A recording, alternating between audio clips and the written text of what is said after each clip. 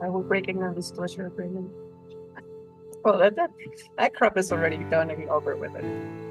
As far as I know, NDAs don't count when you're talking about them during a countdown of a live stream.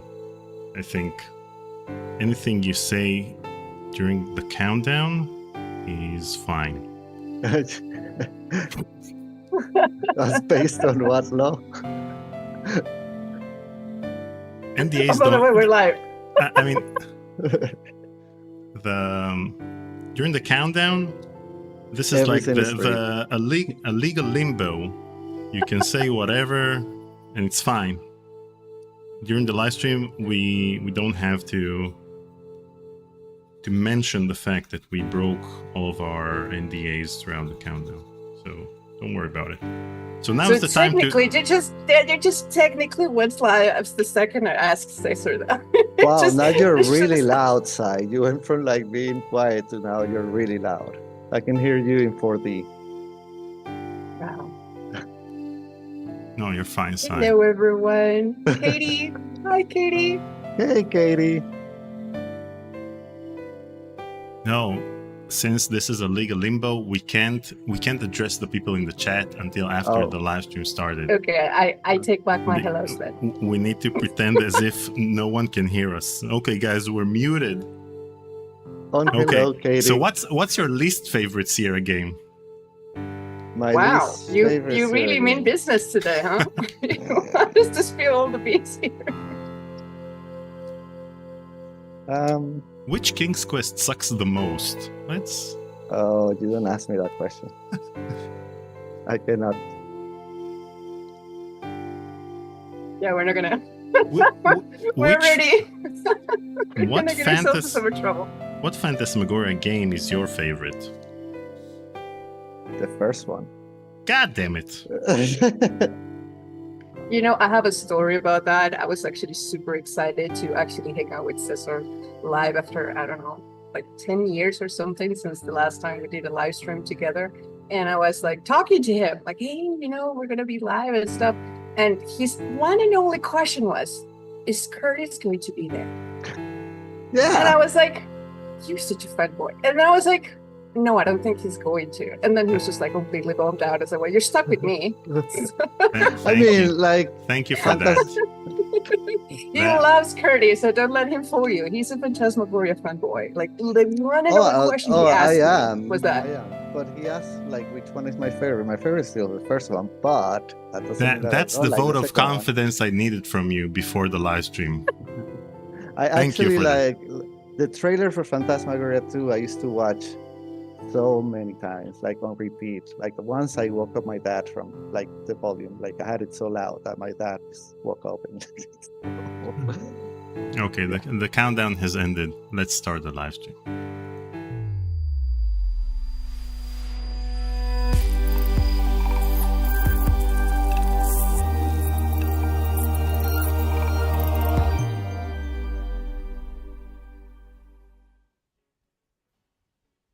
Hi everyone, and welcome to another episode of Text Play.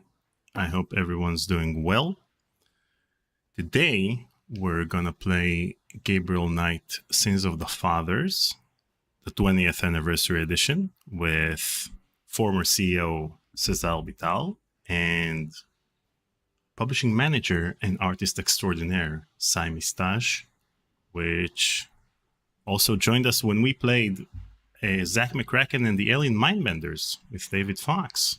So she's a regular on the show. So we're going to start off by thanking our Patreon members. Would you look at that? We have a new background. Our $10 and $20 and top tier. Thank you guys for making Conversations with Curtis and Tech Talk with Daniel Albu and Text Play possible. And our top 7 donors for the last 30 days: Schwex, Girlfan, CJ, Ozzy Astaroth, CompuArt, Tommy, and Muffet Reborn. We have a goal today. It's pretty exciting to have a Gabriel Knight Friday. We haven't had a Gabriel Knight Friday in like 2 years since we played Gabriel Knight 2 back in the day for the first time with Paul, which apparently is Cesar's favorite host of Conversations with Curtis. And so it's really exciting to have a Gabriel Night Friday. And without further ado, let me introduce you to Cesar, or Cez, and Mistage. Hi, guys. Hello. Hello, hello. I want everyone to notice what Cesar is wearing today. Like, why am we I are frozen? representing Phoenix love here today. Yeah, there we go. When did you have that T-shirt made for? Was it a Patreon thing? Was it? That was for It was GDC. Was GDC 2013 when we took Our very first GDC with Phoenix. Yeah, we took cognition to GDC, and we made those T-shirts, and we have pictures with them. Hi, Katie. I'm so happy that Katie's here. You Katie's don't have that T-shirt? PR Did you get person. No, she didn't come to GDC. I didn't go to GDC back then. So, quick question. When was the last time you guys played this version of the game? Mine will be probably like 8 years, give or take. Yeah. It came out in 2014. This the anniversary edition. So around the time that it came out, I haven't played Gabriel Night since. I haven't played any Gabriel Night since this game came out.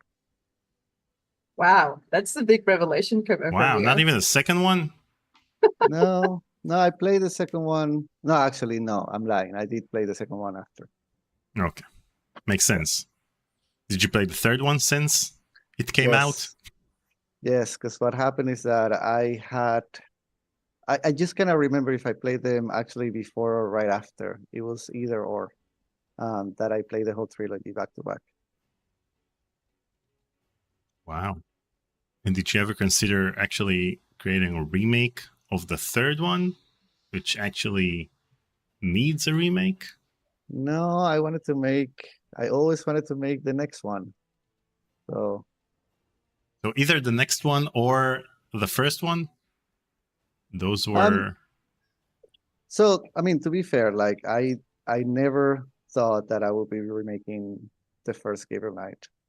And obviously to me, it was such an honor to do that. But like, it was mostly Jane's idea. It's actually not even Jane's idea. Somebody from Activision contacted her, and they wanted to do that. I remember the night I was in California, the night when she called me and she told me about this. I was like, really, this is happening. And it was somebody from, the funny thing, it was somebody from this company called Vicarious Visions from Activision that I used to work for. And I knew who he was. It was this guy called Karthik Bala. So when I was in Vicarious Visions, Activision acquired Vivendi. And so I found myself in a funny position because I was doing the Silver Lining, and at the same time I was working for Activision. And so I went in to talk to Karthik about this because I said, listen, this is happening. You're now owning Sierra, and I'm doing this side thing for Sierra.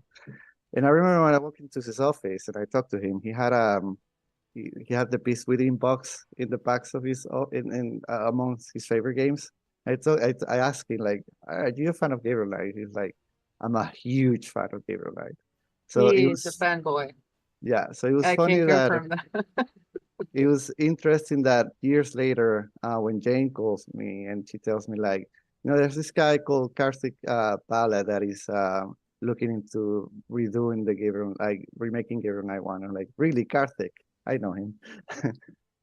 So it was, yeah. Wow. And Sai, when did you join the project?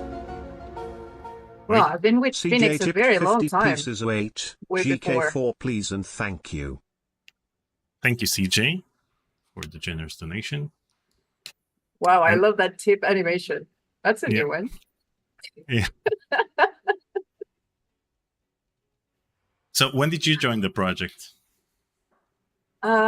Basically, well, I joined Phoenix back in 2002, 2001 or something like that. And like old school Phoenix. So I was in the team before Gabriel Knight was even in the picture. I was actually surprised because I knew how much of a fun boy. Since they asked you that question, do you know who's on the call or should be on the call? Enzo. You remember Enzo? Yes. We met through Enzo, right? Yeah, we met through a friend. That's how you got into Phoenix Online. He's in the call, I think. Is he? Yeah, he was telling me he was gonna join, so I'm sure he's. Enzo, say something. Talking about. While we're waiting for him to say something, so you knew about the project before, while they were working on the contracts themselves or trying to cut a deal with Sierra? Yeah, I believe they met with Jane Jensen first, and he was over the moon. I still remember when they were like trying to put everything together, and there were a lot of trips before we even got started on that project. So yeah, I knew.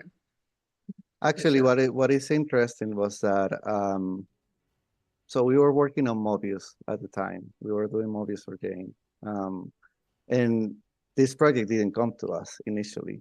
Activision actually chose a different studio to work on Gabriel Knight 1, and they did a lot of the artwork, most of the artwork they did, but they couldn't put it together. They failed at putting it together, and so that's when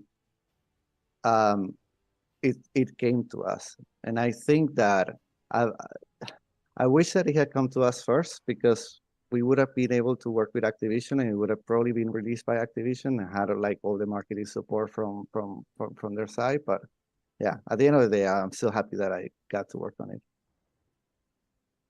So you were the second choice because you were working with them already on Mobius? Yeah, so when sort of like it I'm not sure if I'm supposed to be talking about this, but you should be talking about everything. I guess at this point it doesn't really much. Yeah, we're spilling the beans today. Yeah, when it sort of like when it sort of fell through over there, like Jane and I started like talking about how can we make it happen.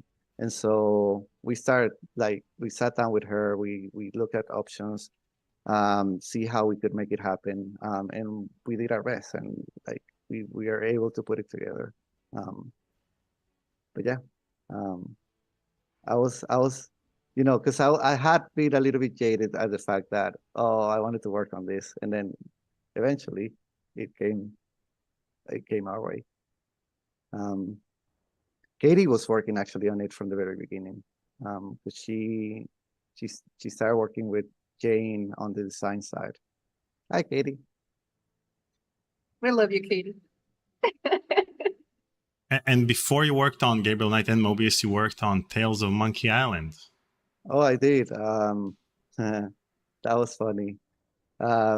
Also, so I went for an interview with Telltale Games, and they hadn't announced. This was like the December before the July when they announced the game. So I came to this interview, and I'm just sitting there, just waiting for my interviewers to come in. And I look at this board at the back, and it's like Guybrush, Elaine, LeChuck. And so when they come in, I'm like, can I ask you a question? Are you guys working on a Monkey Island? They all look at each other like, we're always exploring new ideas. Like, okay, you're working on a new Monkey Island. So basically, you're part of the project because you put them on the spot, and then they had to have you sign an NDA and pay you to shut up about it. Yeah, but that was also a lot of fun. That was also crazy that I got to work on a Monkey Island game. I've been lucky. And you also worked on King's Quest: The Silver Lining. So basically, you worked on every adventure game resurgence in the past 20 years. So when Monkey Island returned, you worked on Tales, and when King's Quest returned, you worked on The Silver Lining, and with Gabriel Knight, you worked on the 20th anniversary. I've been very lucky. So what can you tell us about Phantasmagoria 3? Why did you think that I wanted to get him here? Yeah. He's got a lot to say. Yeah. So what can you tell us about Phantasmagoria 3 that you're currently working on in secret with Microsoft. Yeah, he doesn't want to spill those beans yet. But don't worry, we can actually convince him to. So what I'm working on right now is that I cannot talk about. Okay. I can switch to the countdown scene, and then you can talk about everything. It's up to you. We can pretend that it's not happening. Okay, so first of all, whenever I talk about remasters with the people from LucasArts that I interview, I always tell them that they were able to remaster games like Day of the Tentacle and Grim Fandango and Full Throttle because their archiving process was very good at the time because they were a subsidiary of Lucasfilm, so they knew how to archive sound. And so they had the original masters, the DAT tapes of the recordings of the voiceover. And I always give Gabriel Knight, the 20th anniversary edition, as an example of what happens when you can't get the original recordings. So one of the things I wanted to ask you is whether or not you used... Why didn't you use the original recordings? Was it because it wouldn't match with the new content? Because new content would require, new lines of dialogue? Or because you really couldn't use it due to the low quality of the sound? There was a little bit of both. There was obviously the fact that, yes, the sound was very low quality. But there was also the fact that we recorded new lines. And so we wanted to have the ability to be able to record those new lines without, being able to use this the new voices. If maybe we had done that today, maybe we could have done that through AI.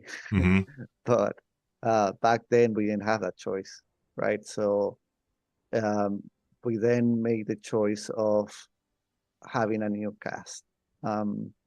And we would have loved to, bring some of the people that did the original voices back on, but it was one, a question of money, and two, we were really happy with the cast. I know that, a lot of people say, well, Tim Curry needs to come back or needed to be he's the only voice of Gabriel Knight, but I don't think that's necessarily true because we had Gabriel Knight too, right? And that wasn't Tim Curry.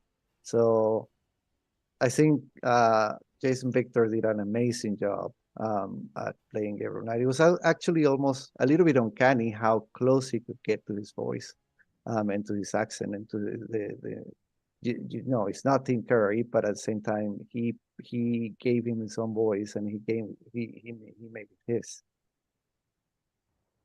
Well, most of the people who worked on the first Gabriel Knight are, more famous nowadays. So Lee Armini and Tim Curry, either due to the health issues or the fact that you probably didn't have the budget to get him back for the game. But what about the people from Gabriel Knight 2? Like getting Dean Erickson to play Gabriel Knight. Did you approach him or was this never on the table? I don't remember. I don't think that we did. Really? We did. I actually don't remember. If I remember talking about this with Robert, and I was actually surprised because there was an effort made, but I remember around that time he had a stroke, talking about a year or so before 2014, and but it was just impossible to reach out at first. I think he ended up with speech impediment. No, you're talking about Tim Curry. I'm talking about Dean Erickson. If you approach Dean Erickson. Oh yeah, No, I don't remember if we ever talked about approaching Dean Erickson. I don't think we did that. But I don't. Yeah, so that's a good question. I don't know. I cannot tell. I don't remember. You know what? And that was also because actually, okay, now I remember. When the voice were recorded, I wasn't part of that. So I wasn't involved in the voice recording because the recording process happened before the game came to Phoenix Online. So maybe Katie knows. But I don't think that like I wasn't involved in that part of the conversation. I can tell you why Jason Victor was the Gabriel Knight. That I can tell you why he was his voice. I know exactly why. Okay. So there is a demo to Gabriel Knight 4 floating around somewhere. Wow, he is spilling them beans. He's talking about it. Oh my god. I'm gonna get send it over. Now. Let's play that instead of the remake. No, I cannot. We did it internally with Jane in order to pursue the game. And I think Katie, he's spilling the beans and the tea and everything here. I think that's what eventually kicked off the Gabriel Knight 1 remake, because we did make some noise within Activision, and then obviously like Jane being Jane, she was able to secure that. But there is like it's like an hour demo. It's actually kind of it's not a small demo. We spend like what the best part of like 5 to 6 months putting it together. Wow. How much gameplay is there in this demo? Are there about an hour, 45 minutes maybe, with actual puzzles and plot and dialogues? Yeah, everything. The whole shebang. Wow. It's actually even new music from Robert in it.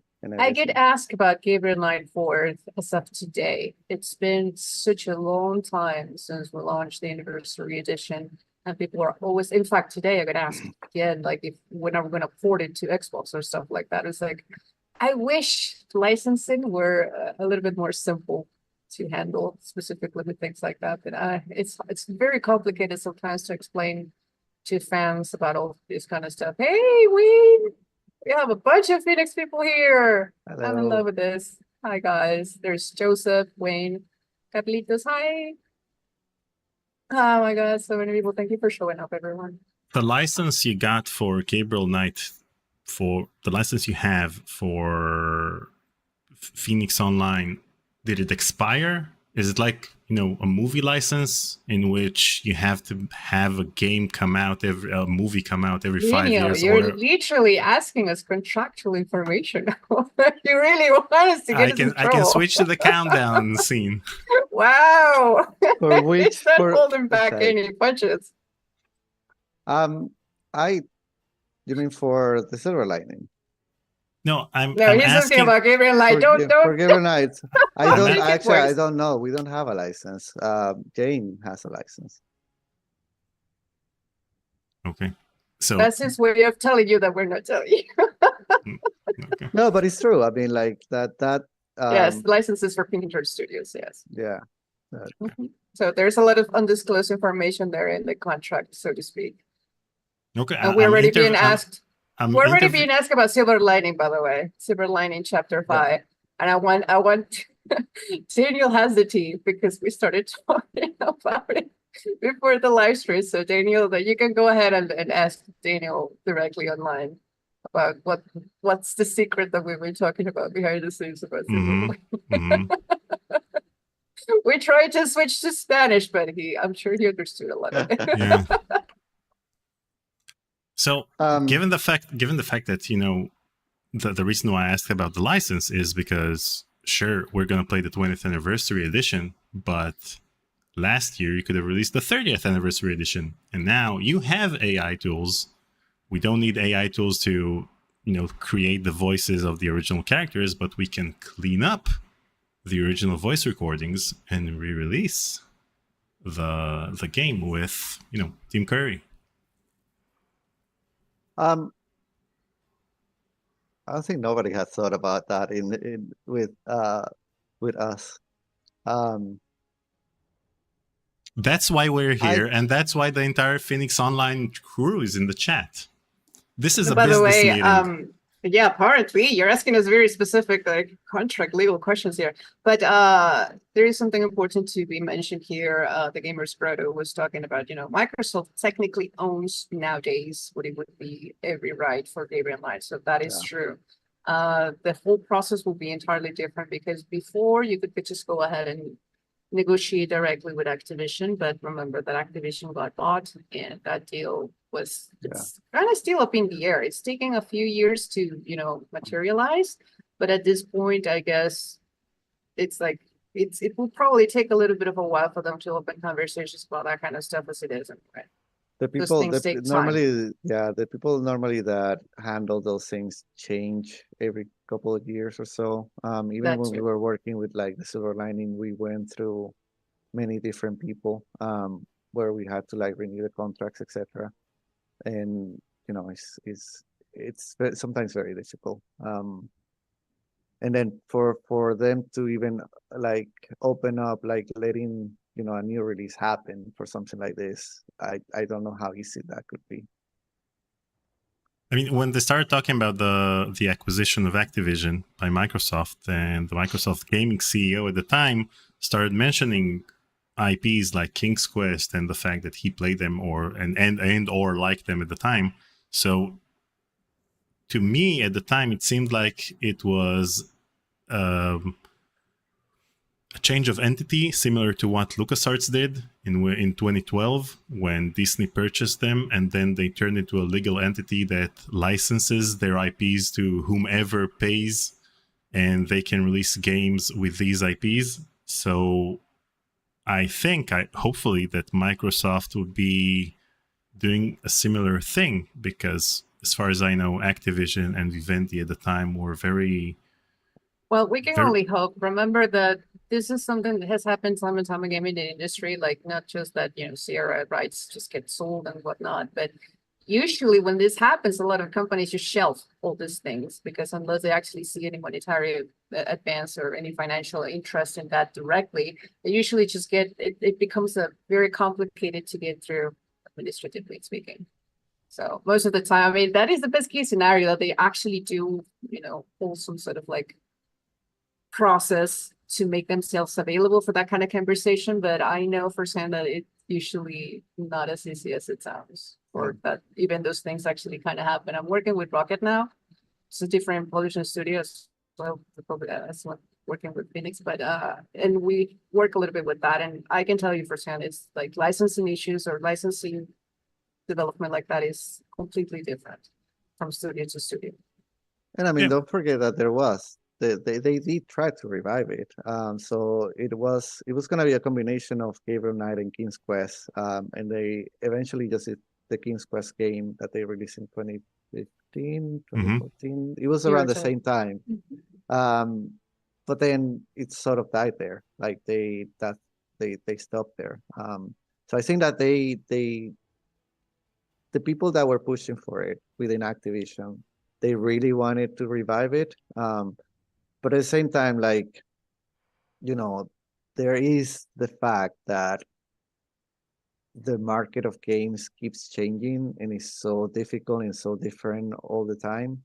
And as much as we love these games, they are very expensive to make. The games have become very greatly expensive to make. And so, you also have to consider that side of the coin. How do you balance those things to be able to make like a great sequel to one of these games? Like I everything is expensive. Even publishing nowadays is just very challenging. Yeah. I mean, I love the remake of King's Quest. I think, they took their own liberties, etc. But the Old Gentleman, that one? Yeah, I think it was really good. I think it was really good. I think gorgeous. The first chapter was gorgeous. Yeah, I played through the whole thing. It made me cry a few times because like it basically. But you cry with everything. No. it retold the whole story of King's Quest from beginning to end. And then he sent off Graham at the end. Sorry, spoilers. But you're spilling all of it. Yeah. There's a lot of games that you shouldn't. But it was a beautiful story, and I've been so close to King's Quest because of Silver Lining. That they did the best that you could do in this day and age with an adventure game. In ways of modernizing it, it was still something that you had to think and you had to solve puzzles, but it was on the light side of things, right? And I don't know how it did, but it must not have done really great for it not to have a sequel, you know? That is the sad part. It was a beautiful game, but apparently probably just did not live up to the expectations they wanted financially. By the way, there's a lot of cognition love in the chat. Thank you guys. That really makes me so happy. Cognition is such an important and special project to us because it was the very first flagship title, like, for development, like our original one. It means a lot to us. And there's a question here. It says, how viable is Kickstarter as the vehicle for funding new games? Kickstarter works perfectly. The problem is that the agreement that you might have with the license. This is something that I've actually been asked so many times, especially with the silver lining. But why don't you guys crowdfund and stuff? Like when you have specific terms written down legally that you are not allowed to, receive third-party funding or any kind of money like that, you actually have to abide to that or you lose the legal rights to work with that. So when it comes to any indie project and whatever, go for it. Kickstarter continues to be something that is extremely useful for most developers, indie developers. But when it comes to specific licensing deals and stuff, you might not be able to because you're not allowed to legally, finance yourself that way. Yeah, but this would give the company, for example, Microsoft may say that they don't want to create Gabriel Knight 4 because it may not recoup all of the money they invest in it. But if you do a Kickstarter, then you get the money beforehand and you know how much money you'd make. If this group of people is the only group of people that ever buys this game, then this is the money you're going to make. And if it reaches their goal, so it's fine. So why isn't Kickstarter a viable option for a bigger company? But it's a legal problem. It's just always a legal debate here that most publishing or most studios, AAA specifically, they don't care for any of that. They don't touch anything like that for some reason. So they have their own, legal rules when it comes to this kind of stuff. I mean, like at the end of the day, when both Vivendi and Activision gave us a Cesar for a Silver Lining, they did us a favor because they gave us so much publicity. But that's what they had to do. You have to protect your rights because if you don't protect your rights, you could lose them. So you're like people that have any rights, they have to make sure that they keep protecting them. And if you start raising money for something that you don't have any sort of contract for or any deal with, they're obviously not going to look at that in a good way. I think one of the ways that they don't, one of the reasons why they don't like to go with Kickstarter and stuff like that is because a lot of the time publishing, when it comes to if someone is actually funding this, they want to have full control on deadlines, on absolutely everything. If you do Kickstarter, you have to go by what the production pipeline that you're promising and the goals and all sorts of stuff.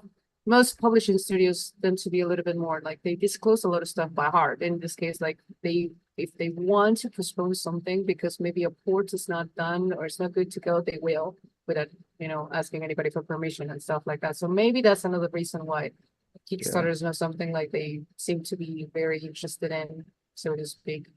I don't know. Yeah, and I also think that if it fails, it's very public. Yes, you don't not true. You don't like if a game of them fail, they don't have to publish sales numbers. And we will never know how Kickstarter is very public, so yeah. Kickstarter is very public and very visible. So you'll know that they tried to do this, it didn't work. And they don't need to. Like at the end of the day, they actually don't need to. Like because they're not gonna depend on that Kickstarter budget. They have the budget. They can do whatever they want. They have enough money. I think this was a control thing. This is true. Yeah.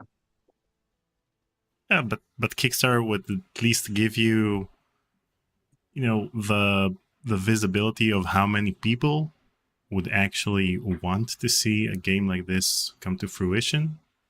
And they have market analysis for all that stuff. There's data that they can read into from comparable sales, etc. That they based all of their they base all of their business decisions on. I've been very involved because of what I'm doing now. I've been very involved in that part of things on how you get a big publisher to approve something.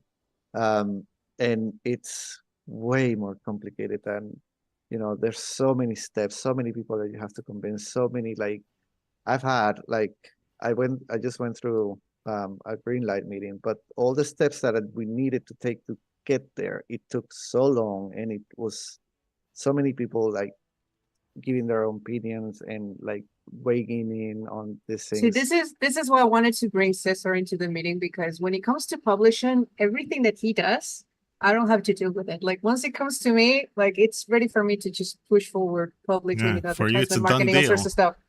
But when it comes to the pipeline, production, that you actually have to, you not only have to make sense of how long this game is going to take and how you can actually fund the resources and put everything together, you actually have to ask for a lot of questions and permissions and get yourself in a bunch of situations just trying to, make the project actually happen. It's a lot of work.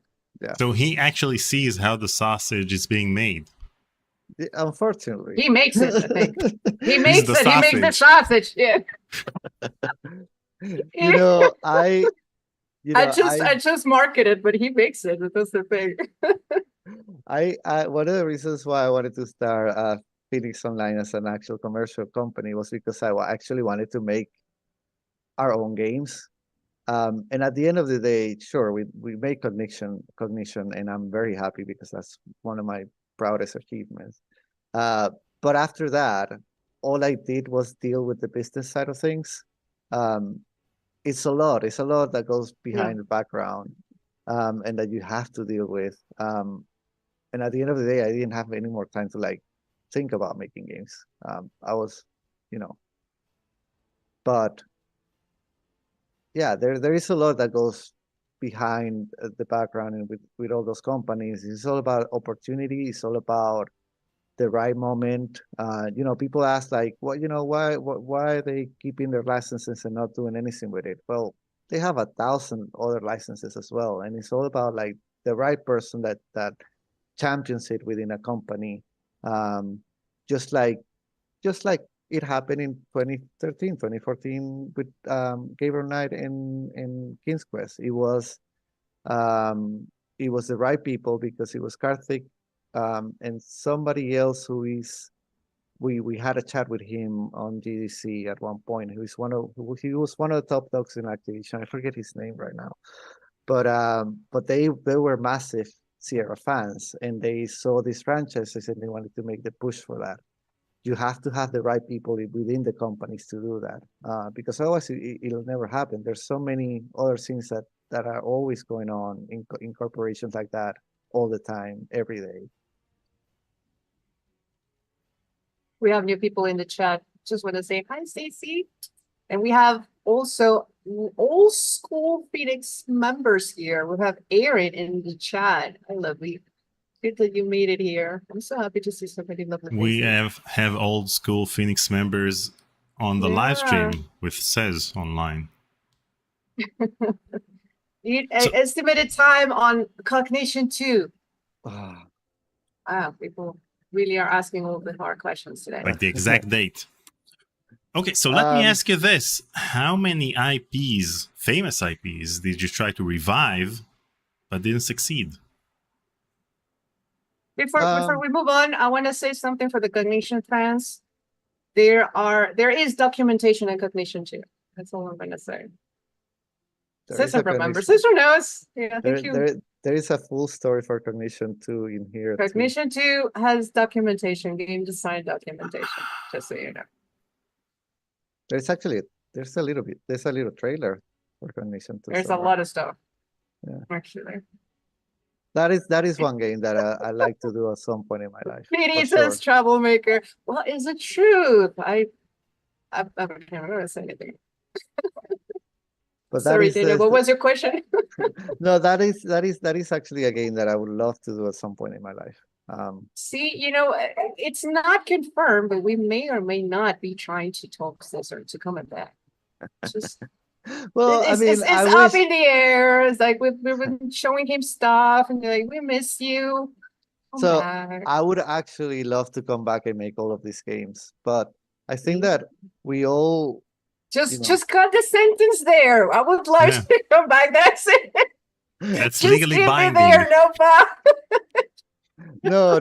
What I was gonna say is that we all push through our 20s and part of our 30s, like full onto this, and we gave it at all. And at the end of the day, we had a moderate amount of success that allowed us to make games like Cognition and Mobius and Gabriel Knight. And at the end of the day, I mean, we had to it didn't work for the big company that we had. We were about 40 people in Phoenix Online at its peak. And we maintained that team for about 5 years, which was, it's a lot especially for like a medium-sized company. But at the end of the day, like sales were not what we wanted them to be fully. Even though they sold great, but again, like the market of computer games can be very volatile, and you don't know what to expect from like game to game. So I would love to make all of these games, but I think that obviously a lot of us had to move on. I had to like get money to like I personal stuff that I'm not gonna get into, but Yeah, you're spilling everyone's beans here. Yeah. Sorry. Let's talk about let's change the subject and let's talk about when I learned about Gabriel Knight 4. How about that? Phoenix is still working. It's just that we had to downsize a We had lot. to But there's still downsize. people working. I mean, there's Katie, there's Wayne, there's me, there's Richard. There will be Cesar too. But, but for us to like but yes, we make... we also have Phoenix running, and we all of us have like second and third jobs going on at the same time. Oh my so God, it's it's been all of the... challenging. Hi, Peter. Now, this is turning into a business meeting. Okay, guys, so someone should write minutes and bullets for the meeting so that we'll know what to do after the meeting's over.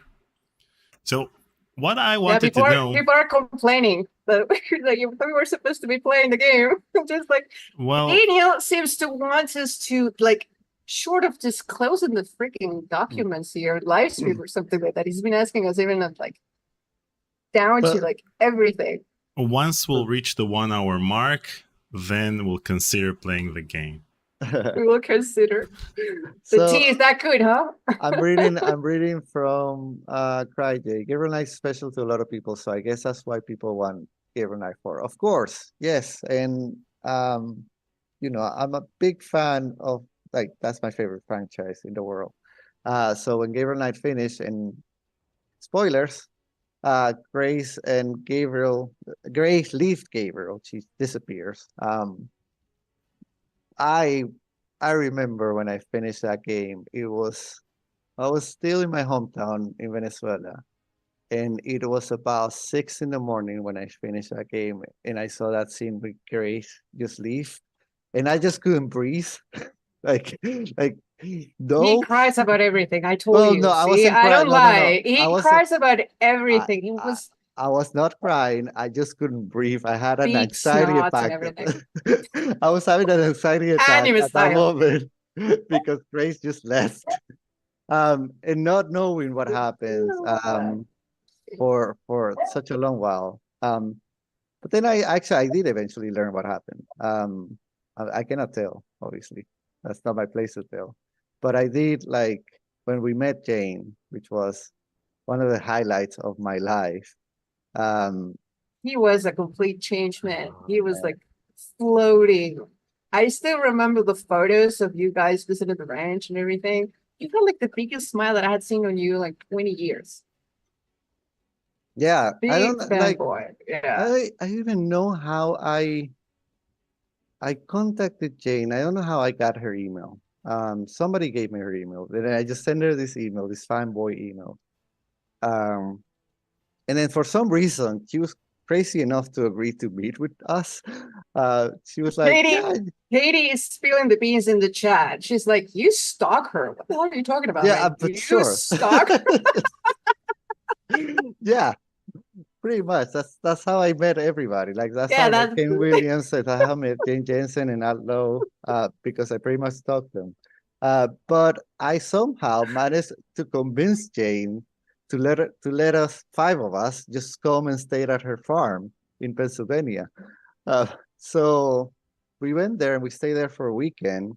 And while we were there, we started talking about Gabriel Knight, and we talked about like we showed them what we had done with the silver lining and everything. And eventually, after that meeting was over, and we never agreed to anything. Like we just met. We didn't come out of that meeting saying, "Oh, we're gonna work on the next game." Um, it was most of us like trying to convince Jane to trying to do something. And I think I like to think that that's sort of what sparked a little bit in her mind that eventually led her to do the Picnic Road Studios and Kickstarter and all of that. But we didn't we did not came out of that saying we're gonna do this. However, like a couple of I think a week after or so, like we had talked about it. Obviously, she has said that I've written some stuff for Gabriel Knight 4. And she sent me a couple of documents, two documents. There were two stories, two possible stories. And that one of those stories ended up being the demo that we made, which is one of the. It's not the. It's actually not the one that everybody thinks it was about. That was the first story that she wrote, and then she wrote a second story which was so good. It is so good. Like the whole. Yeah, I cannot speak about it, but it's well, great. we did Cesar, if you remember, we also did a comic that was it was called The Temptation. Temptation. We did The Temptation. That did get released, and it was like a continuation of Gabriel Knight after the subsequent event of the last game. Yeah. And that has been, as of today, correct me if I'm wrong, but I think as of today, that is the only official from Jane anyway, that continues on the story of Gabriel Knight is the comic. We launched that, by the way. Every single time I post about it, it goes viral. People really love it. It's like as of today, there's people that have not even seen it. Yeah. So why didn't you make Gabriel Knight 4 when you had the license for it? They wanted to see if Gabriel Knight 1 remake would be successful, and then they would approve different contrasts. There's you cannot negotiate Gabriel Knight 4 for Gabriel Knight Anniversary Edition because it's like basically you don't get a blanket contract statement or something that is going to tell you can make it in Gabriel Knight you want. You actually have to go and specifically get the project approved, and it's a specific that one. Okay, so the one that we got the license for was the Anniversary Edition. It doesn't grant you any rights to do anything else anymore. Can you imagine? Like people who have like a Star Wars license or something that will make whatever they wanted. No, I don't know. Gabriel Knight Pinball. So the reason why Activision went with what they chose to do the remake, because that was my first question to Jane. Like, why are we not making a Gabriel Knight 4? Why we were making Gabriel Knight 1? But that game is perfect. Let's do Gabriel Knight 4. She said to me the reason why they chose to do that was because the game was already designed and the game was already we already know what this game is. We just want to bring it to like a new generation of people. Having to design Gabriel Knight 4 from the ground up would have taken a lot more time and a lot more people to create than just making a remake, doing a remake of the first game. So that was the reason why they went with that. I don't know what the full business strategies Activision had for like the release of the Sierra games. I don't know what was their plan, but I would imagine, I think I might be wrong, but I think that the idea was that they were gonna make the remake of 1, and then they wanna work on Gabriel Knight 4. But go ahead. No, but I don't remember those details exactly. I do remember the reason why they picked Gabriel Knight 1 was because of that. It was just easier to remake it. Someone who finished the game 30 times. How come you wanted to add additional scenes to a game that you consider to be a classic? I mean, I presume that for you it would be quite difficult to add new scenes for a game that you played so many times before. It wasn't my idea. I think that was Jane. Yeah, that was Jane. Jane was the one that took lead on the project, like the entire way. Like she's amazing to work with. Like she's got this vision and she knows what to do. She's a badass at it. So basically what we did was just accommodate what her design, goals were regardless of, because even the new things, the new scenes, the new dialogues, all that just was Jane. Yeah. She wanted that. The reason behind the new content, and again, like Sai says, Jane knows exactly what she wants. She knows how she wants it. She knows exactly. Badass. Yeah, she knows exactly up to the color of the pixel on Gabriel's night hair. She will know exactly what she wants. I'll tell you a few stories about that production-wise, because I did. You know that story about sometimes don't meet your heroes. Mm-hmm. Well, I had a great time with Jane, but we did at some point just clash a little bit. It was heartbreaking. With the sign stuff, I remember. Well, it was heartbreaking for me because sometimes she would ask for things that she wanted and I couldn't give them to her because of budget reasons. I'm like, Jane, we need to talk about this. No, but I do have to say that, I know that Jane had a very distinctive vision of a lot of things that she wanted. And sometimes, we just didn't have the time because it would take money and it would take a lot of resources. But regardless, I do know that Phoenix accommodated in development a lot to do with that. Like there was a lot of middle ground negotiated and talked about. She was also super receptive to ideas. Like for example, that whole the Hunt for, we turned that into a full cutscene. That was actually my idea because making that into a full 3D environment with like all the dancers and everything was going to be very, very expensive. And so I thought that it was actually going to look better if we made it a cutscene, a full cutscene. And then I run that by Jane and Jane was okay with that. So we used to talk. I love having chats with Jane. Like we would every once in a while, every week, at least a day, just call and just talk about shit for like an hour. And I love doing that. But what I was gonna say, my original point, if I go back, what was I talking about? Before I start talking about Jane and the additional scenes. Scenes. So one of the things that we wanted to make sure, and one of the asks from Activision, and that something that we wanted to make sure that we had was the fact that we wanted to be able to release every episode as its own thing, like a downloadable thing for iPad, for iOS, and mobile. Sorry, mobile. And so because of that, we and Katie can talk about this much better.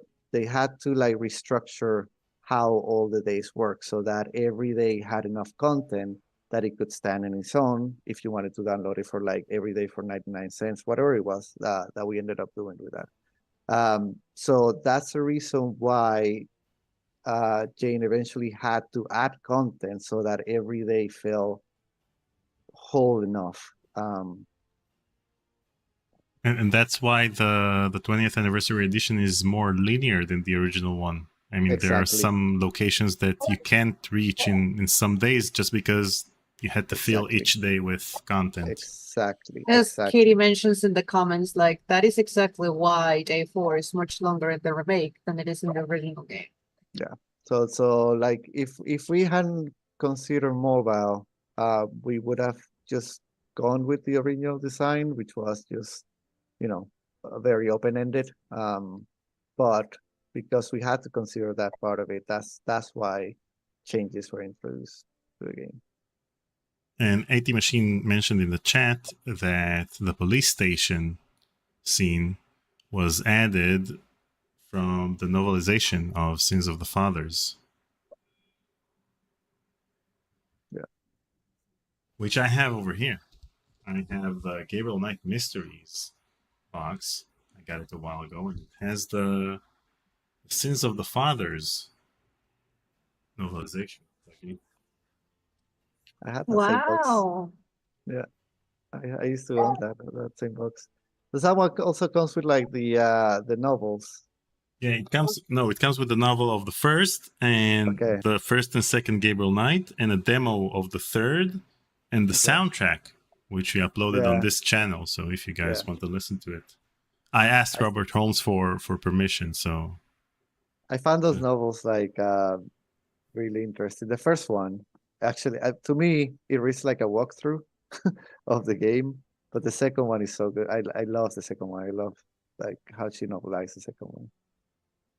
Yeah, one of the things I want to ask, I'm going to interview Robert Holmes and Jane Jensen the same week at the end of this month.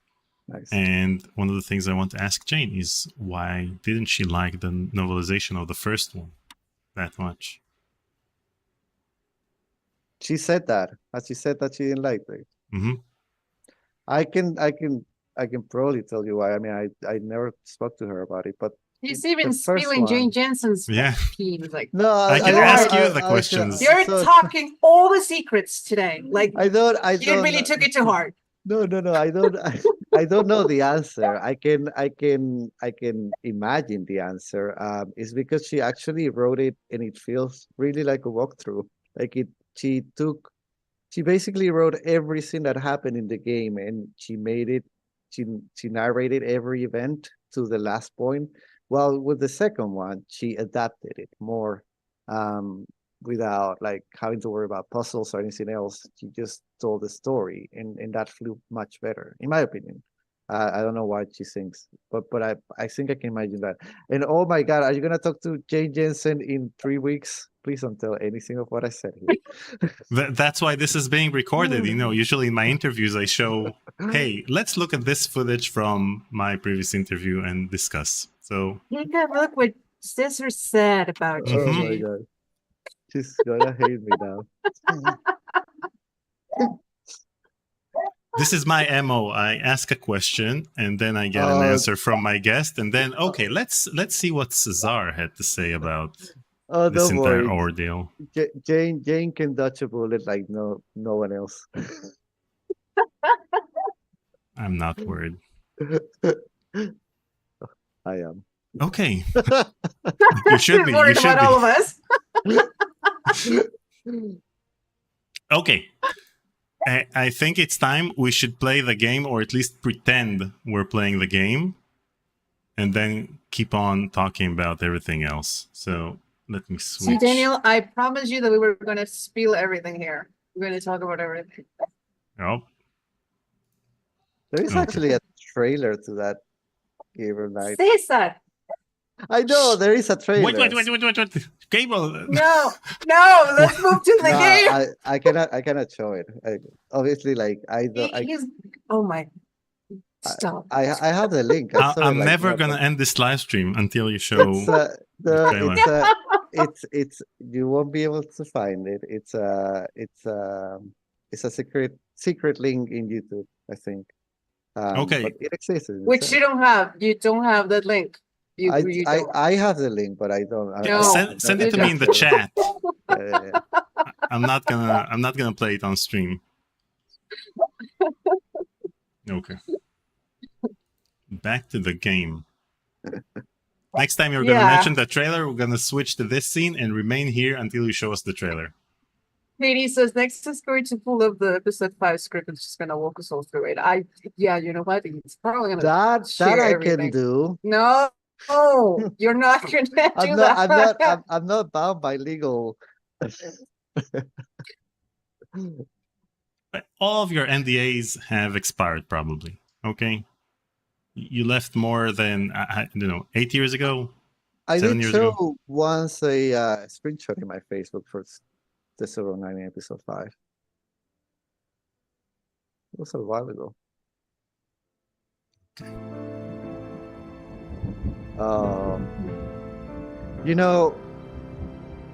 When I first saw this game probably was like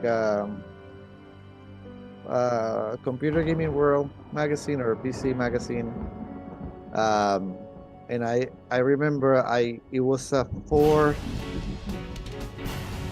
like a four page catalog for Sierra that you could unfold in like 4 parts, and it had like it was Police Quest 4, Space Quest 6, King Quest for Glory 4, and Gabriel Knight. And like, what the fuck is this when I look at Gabriel Knight?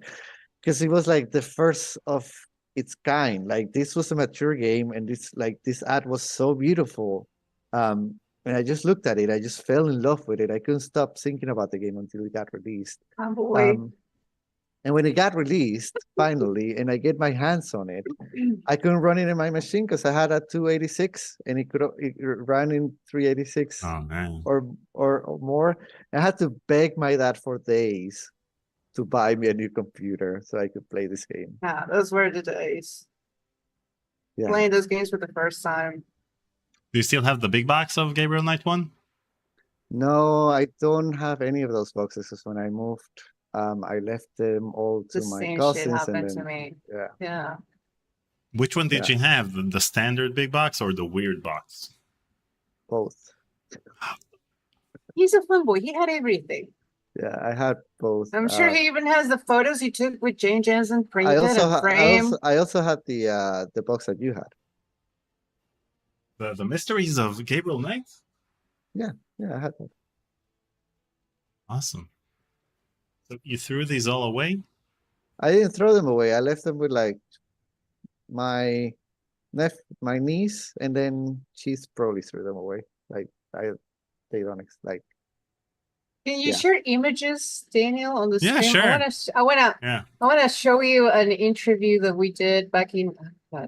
Okay, send it to me in the chat. This chat, no, in this one.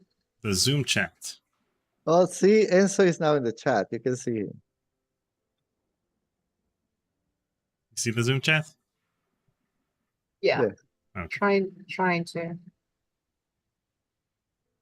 Wait, there's a Zoom chat. Okay. Oh, wait, Zoom chat. There we go. Oh, hold on. Wait.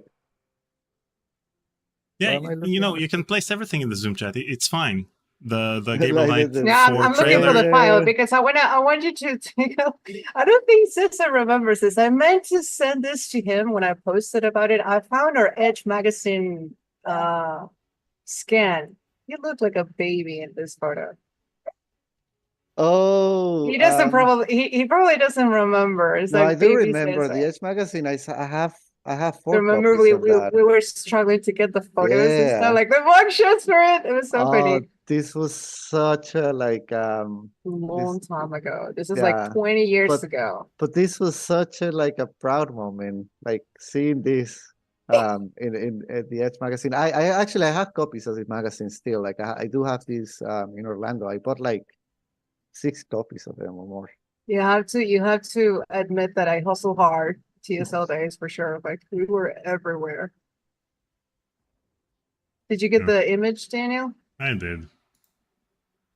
Where is it? He probably does not remember this at all. Like he doesn't. Me? No, I do remember it. I used to see this thing like. Where are those magazines that you lost that to, right? No. Those I have, but they're in Orlando. Somewhere in Orlando. You keep moving everywhere around the world. But I left those at my parents' house, so they're there for sure. Somewhere. They're like a treasure. You know how hard it was for me to find this scan? It's true forever in a day. Wait, let me open it. I probably have the I also have like the digital scans of all of these.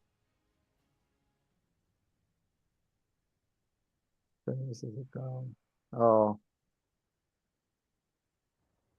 Yeah, no, I did keep all of this stuff. I tend to be a hoarder with this kind of stuff. Like I bought these, which we never actually showing off. Now you're just showing off. Hey, yeah, the physical subscription. Oh, wait. Wow. Yeah, the boxes of I found these on Amazon. I didn't even know that they had like released them. So the Mobius one is gorgeous. Yeah, they are. Like you can open them, like fully open them. Okay, so this is the article, and that's the article. Do you remember that? There's Sai when she was in kindergarten. Forever. Yeah, forever long ago. Look at me. I had no beard. I had no facial hair. You were going backwards into puberty. What year was this, Sai? And that was 1952. This was like 2000. Was this before or after I carried your suitcase? So that picture that you have of me carrying your suitcase. I think this was way, way before. This was like 2004. Yeah. Give or take. It's been a long time. Wow. Wow. This was so interesting because like we got that cease and desist, and then I think you were not on the project at the time. Like we started talking again because like Sai, I need help. Like, where are you? No, the second one. No, it was at the second one. I was the one that I was on. Okay. But the first one I was around. Okay. So we had a lot of legal problems. And here is Daniel trying to get us into more. So yeah, when this happened, I was we were like, okay, fine, we'll shut it down, and then we were all sad. And like this the safe TSL movement started happening. And they actually achieved like, those success stories when you actually save something. Well, I at one point I had the marketing director from Vivendi calling me, asking me, can you please tell them to stop? Can you please post something and tell the fans to like stop? We're working on giving you a license. We're working on it. But please do this for us. And like I was like, okay, sure. Yeah. It was crazy, right? Because like they were basically just powerless. And you should learn. You have to remember that we had a gigantic community. Yeah, we had like may or may not have actually helped that. Yeah. Triggered them. We're not supposed to say that, but like Sai built such a great community around us. And not like we were different to every kind of like Sierra project out there. Like everybody was trying to be quiet and let's not do a lot of noise. And here we were with Sai just making making splashes everywhere. We were in G4 TV, MTV, we were in like all sorts of places. And then I didn't care. I was like, I'll go everywhere.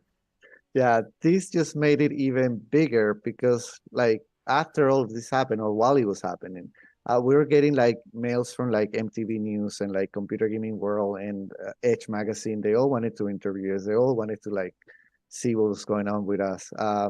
We even made it into like the top 10 news of the year somewhere. It was crazy. And then the funny thing is that, so 3 years after or 2 years after, like Activision acquires Vivendi, and then they send us another cease and desist, and we're like, okay, here we go again. Yeah.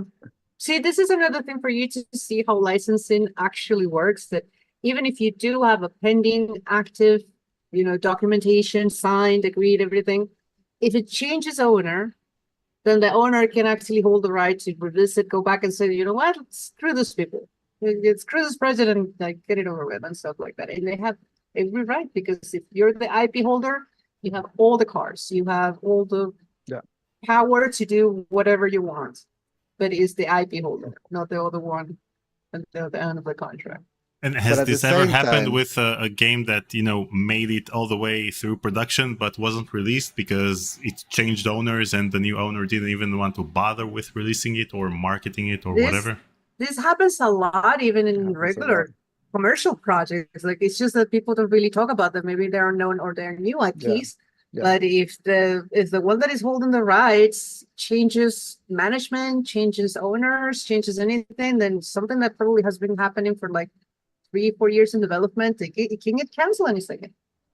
Think of it as something like Disney or something. Like, they could hold the power to destroy any project they wanted to, even if they actually had agreed, signed, and old licensing agreement at that point, but it's something that is up in the air because it depends on the IP holder. Yeah, and you don't know sometimes like how some people are gonna react. To be fair, like if we had a little bit of budget with the Silver Lining, we would have made like we already were like beloved by a bunch of people.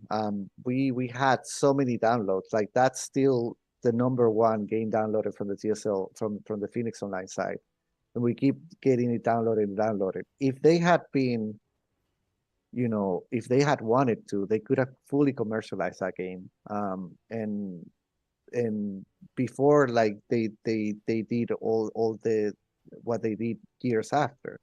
But again, it's one of those things where they have different priorities. They work different ways.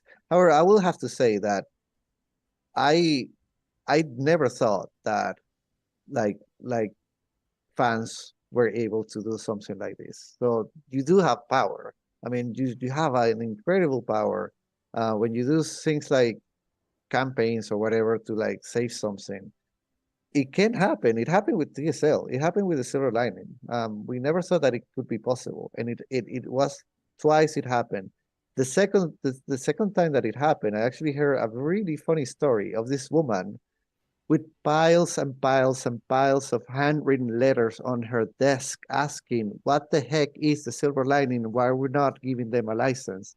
This was somebody in Activision that she used to get all the written mail or whatever, and apparently it piled on her desk to a point where she was the one that started asking about this, and because they had shut us down and they didn't want to hear about us anymore, and that was it.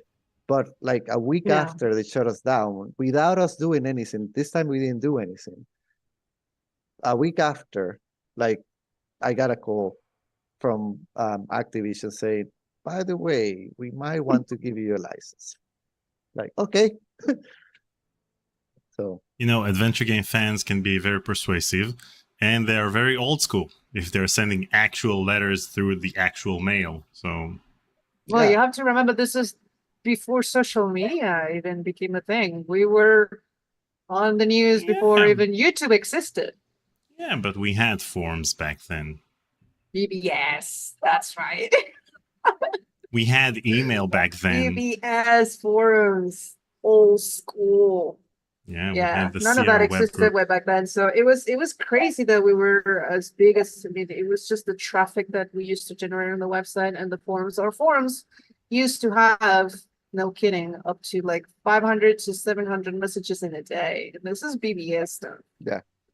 So I was actually very active. It was a very vibrant community. Well, we're still our friends and everything. There's people that have met from that community, and there's people that even are married with kids from that community. We're still friends, most of all. So. And hopefully their kids are following the Phoenix Online Twitter account. So that... I don't know. Gonna have to ask Catherine. Are your kids following Phoenix? No. Genuine question. Did any of you ask Jane why the Gabriel Knight 3 wasn't made into a novel? I think that was because she made that game and then Sierra stopped being Sierra. And so she didn't have access to those licenses anymore. So I don't know. That's my speculation. That's what I think, why she didn't do it. Sierra stopped being Sierra throughout the production of that game, because at the beginning of 1999, they started closing the Oakhurst facility, and then throughout 1999, they started going under. She wouldn't have had the license to write a novel. It's sometimes sad that like these worlds and creations of people, that they don't stay with the people that create them. But at the same time, if it wasn't for Sierra, Gabriel and I wouldn't exist, right? So if it wasn't for Sierra, we wouldn't be here. By the way, this is LucasArts month, so sorry, Sai, that the first game we're playing live in LucasArts month is my life. My life is just one big mix of everything, so I'm okay with all of it. Okay. Okay, let's play the game. Finally, an hour and a half later. An hour and 15. Stop asking us legal questions. Okay, we're gonna watch. Are we gonna read through the graphic novel, or are we gonna start the game? Let's start the game. Well, that fast, I can't read anything. You can pause the live stream if you want to read the. Actually, it's Did you read that, Cesar? Good. Yeah, that's it. Pause the. This is like a TikTok video. Pause the video if you want to watch through the. Let's play. Done.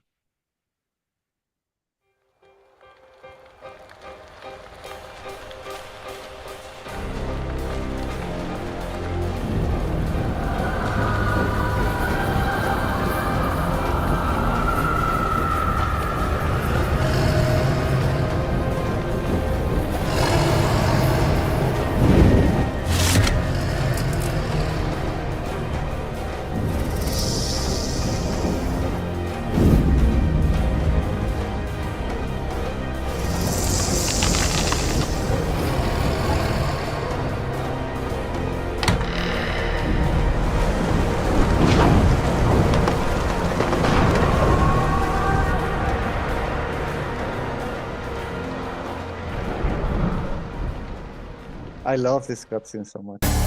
Me too.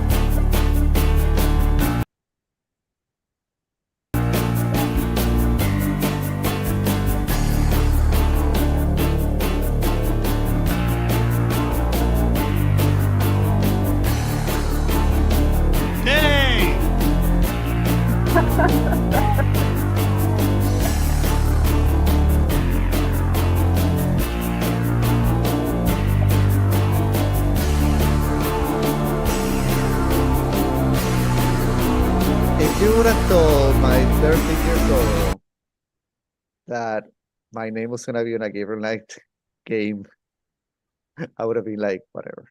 Yeah, a Gabriel Knight game just name dropped you. Yeah.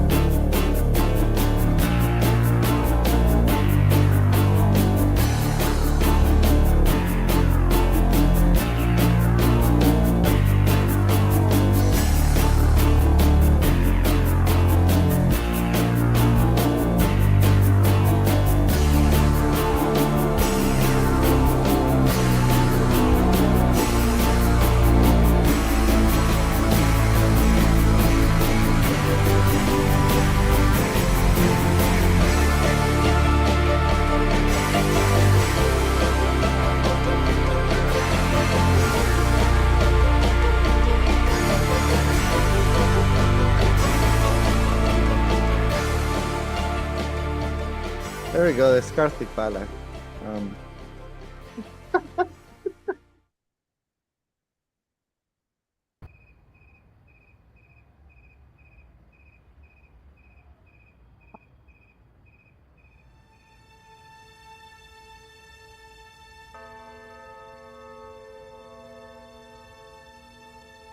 Given the fact that you mentioned that cutscenes were cheaper to make than 3D scenes, yeah, why wasn't this entire game made in 2D? Oh, I'm not supposed to say this, but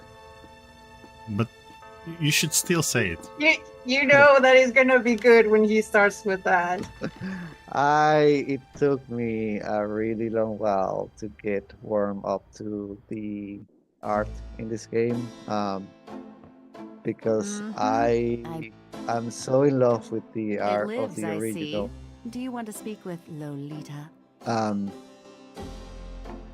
I remember like having discussions with Jane about it. She loved it. She loves this art. Like she was so in love with it. And to me, it's just like it feels. Bite me. Hey, I don't know. It's pretty, but I like that raw cutscene look of the first one, and I wanted to translate that. We actually at one point we did one scene. We turned this scene into what it would look like today, but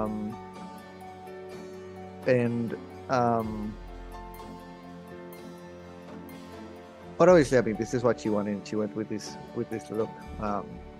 And at the end of the day, I warmed up to it, but it took me a long while. Like at the beginning, she was very disappointed in me when we had this discussion. She would like come I'm and show low-key me. disappointed in you right now saying that.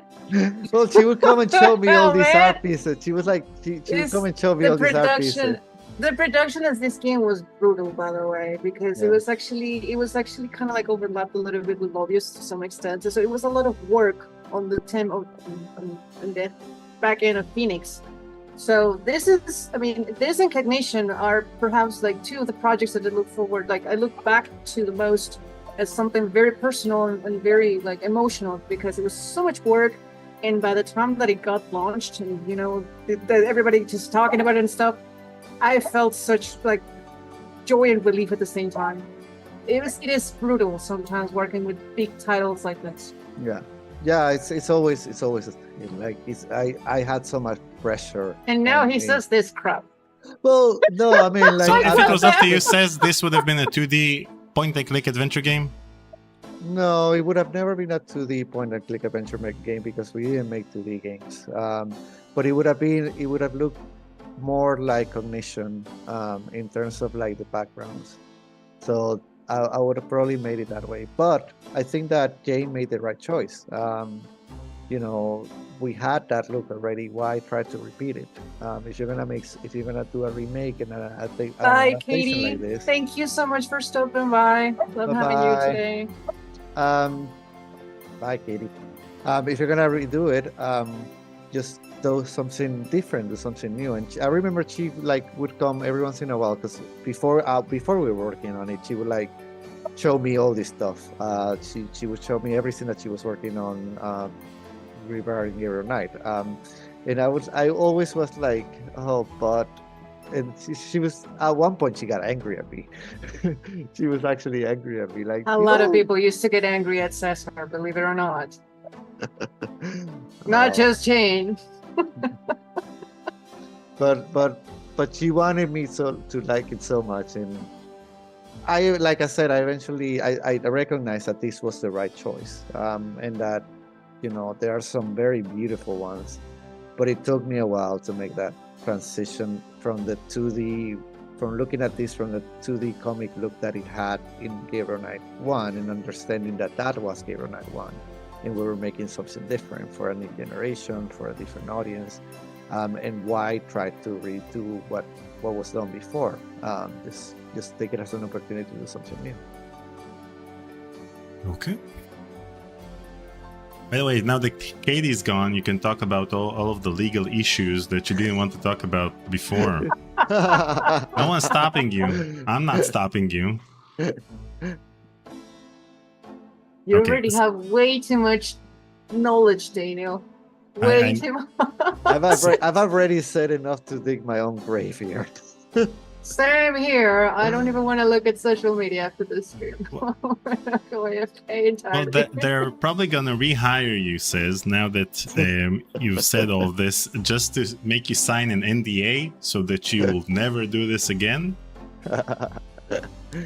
Oh my goodness. I'm gonna restart the game because people complain about the fact that I skip dialogue to hear what Cez has to say, but he had to say some important things, so let me just skip the wait. Are we not supposed to speak while they're speaking? When can I speak? I've never done this before in my life. So the main problem is that there's no pause button. There was no pause button in the scene we were just in, so... No, this won't pause. Yeah. Like if it's in 3D, it won't. Next time you work on a game, Says add streamer mode in which you can pause the game just to talk about all of the legal issues you had while you were working on this game.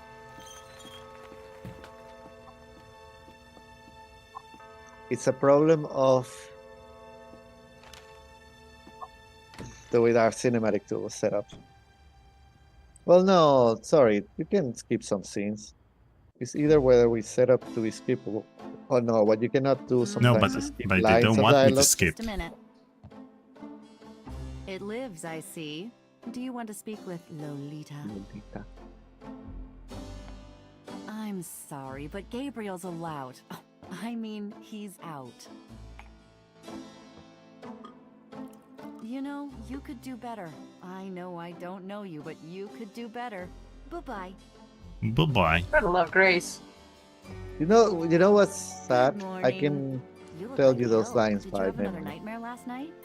Yes, because having nightmares is what I do, apparently. But when you're playing these lines in your head, do you hear them in Told Leah you it's Remini's that voice? voodoo book you're researching. That stuff can seriously screw with Unfortunately, I don't think my readers would go for a hollow novel Yeah. about fluffy bunny rabbits.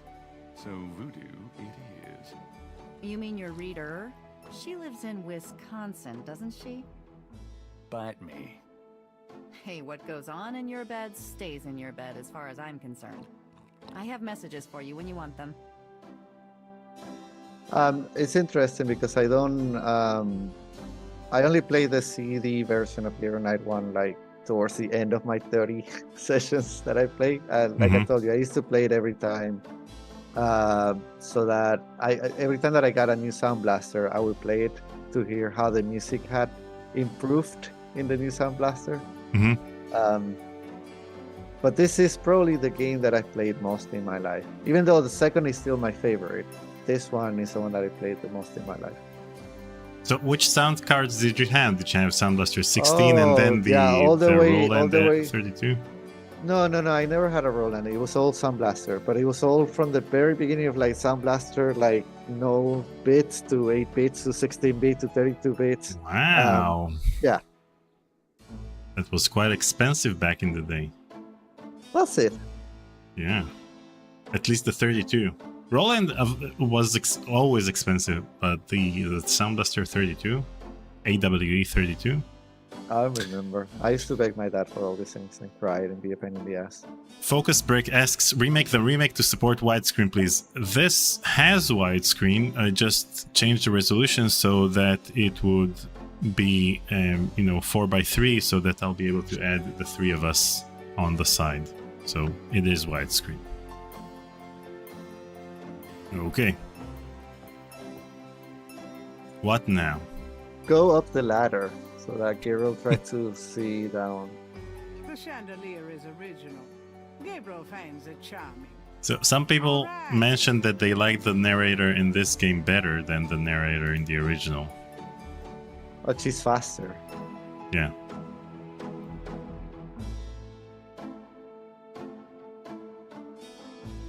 Okay. Good. Okay, so walk up the ladder. Yeah. Okay. If you try to look down my shirt one more time, I'm leaving.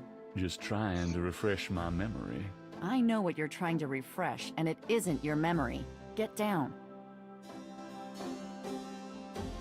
I always love that. Well played. I always love how Grace just puts Gabriel in his place Got all a the minute, time. Grace? What's up?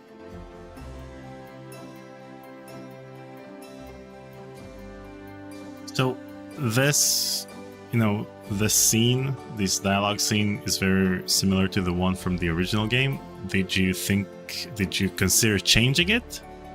Or was the idea to leave it as is, just with backgrounds and without the background and with us seeing the scene that they're currently in? I found myself like really liking this approach. Like if I had done it from the beginning and planned it fully, like I would have probably tried to do the approach that we did with Mobius and Cognition, which was fully cameras. But I think that we wanted to like capture the always while at the same time renewing it a little bit and like giving them good animations and like we spent a lot working on the faces, and I think some of this work came out like really good, and it really sells the characters. But I mean, this was the first time that we didn't take the switch camera approach, because we did it in the silver lining, we did it in commission, and we did it in obvious. So this was just a different approach to what we used to do. Do you have messages for me?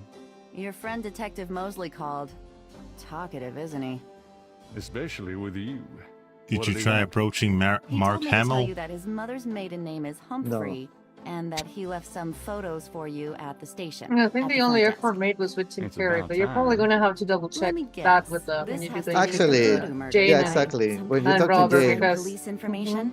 Did you tell him you'd put because she was the one leading the whole Maybe. thing. yeah, I'm saying no, but I don't even know. Actually, I didn't ask those questions. Because I don't think that you know she. you'll I never mean, put him in your book. I Your believe it main was just character's a Tim Curry, female but I orthodontist. could be wrong. You're gonna be Yeah. reincarnated as a pit bull She, if you I keep screwing with your mean, karma. at the end of the day, she recorded As long as like all it's the a dialogues, and male when we pit got it, bull, we got it with dialogues recorded. So I'm not sure what she tried to That's do enough. or not, Thanks.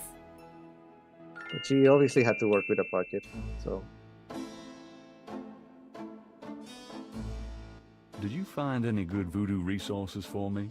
The best in the city are supposedly the Dixieland Drugstore and the Historical Museum of Voodoo. Both are right here in the French Quarter. How would I ever manage without you? You? Give me a break. The devil himself Someone couldn't change says you. if they had approached Well, Mark Hamill, they if would the still devil be had talking great about legs, remaking the game, perhaps, because he never stopped like stalking. yours. And a riveting That's a good one. personality, I'm sure. If you need any more research done, just ask. It's not as though we're swamped with customers. You know, when it comes to the casting of point-and-click adventure games, I always wonder if I ever interview, for example, Robert Patrick, who was the T-1000 in Terminator 2. He voiced Boston Lowe in The Dig. I always wonder if you interview, you know, Leah Remini, if they actually remember working on these games. I mean, Yeah. this You're could have assuming been... of the fact that these people are easy to reach. Based on that, like they're not easy to reach. You actually, every single artist that you have to contact, you have to go through their manager, and they're a gigantic wall. It's very hard to get even a phone interview or anything like that, let alone a meeting in person. So, I mean, I don't know how hard these people will be to contact, but I'm telling you, firsthand, when you're dealing with actors, that level, you're always going to go through their agent. They're not easy to reach out, like, you know, send me a DM or something. No, it doesn't work that way with them. I remember with Jason Victor, the guy that plays Gabriel Knight here. We had like I asked him like, can we do a run? Like, can you try to play Gabriel? And then he recorded some lines and sent it to us. And like when I listened to that, I was like, whoa, like this is a little bit uncanny. And then I sent it to Jane, and Jane's like, wow, like that's the closest thing that I've heard to Tim Curry in my life, without it being Tim Curry. I think he did a great job. Okay.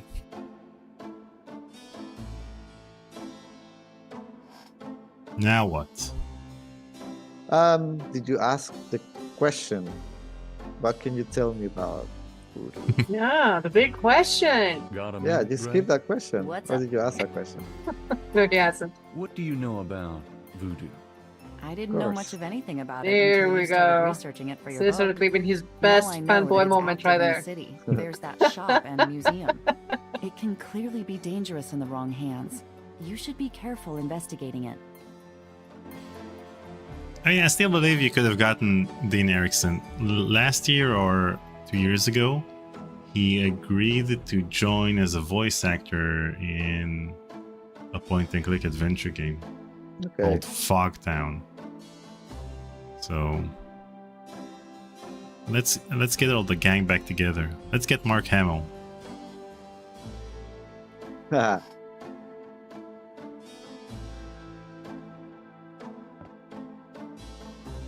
All right, where should we go from here? We need to go to the police station. Wait, what about the bathroom cabinet? Well, I mean, you can take some. You can take stuff from here. I'll take this hair gel. You never know when you'll need a touch-up. But you're not gonna need that for a while. Yeah, but let's pick it up while we're at it. There's nothing else Gabriel needs from the medicine cabinet. Okay.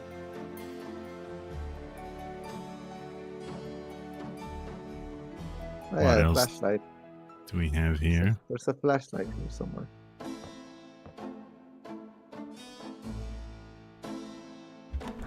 Gabriel, shut that refrigerator, please. Oh, I can smell it from here. Whimmer.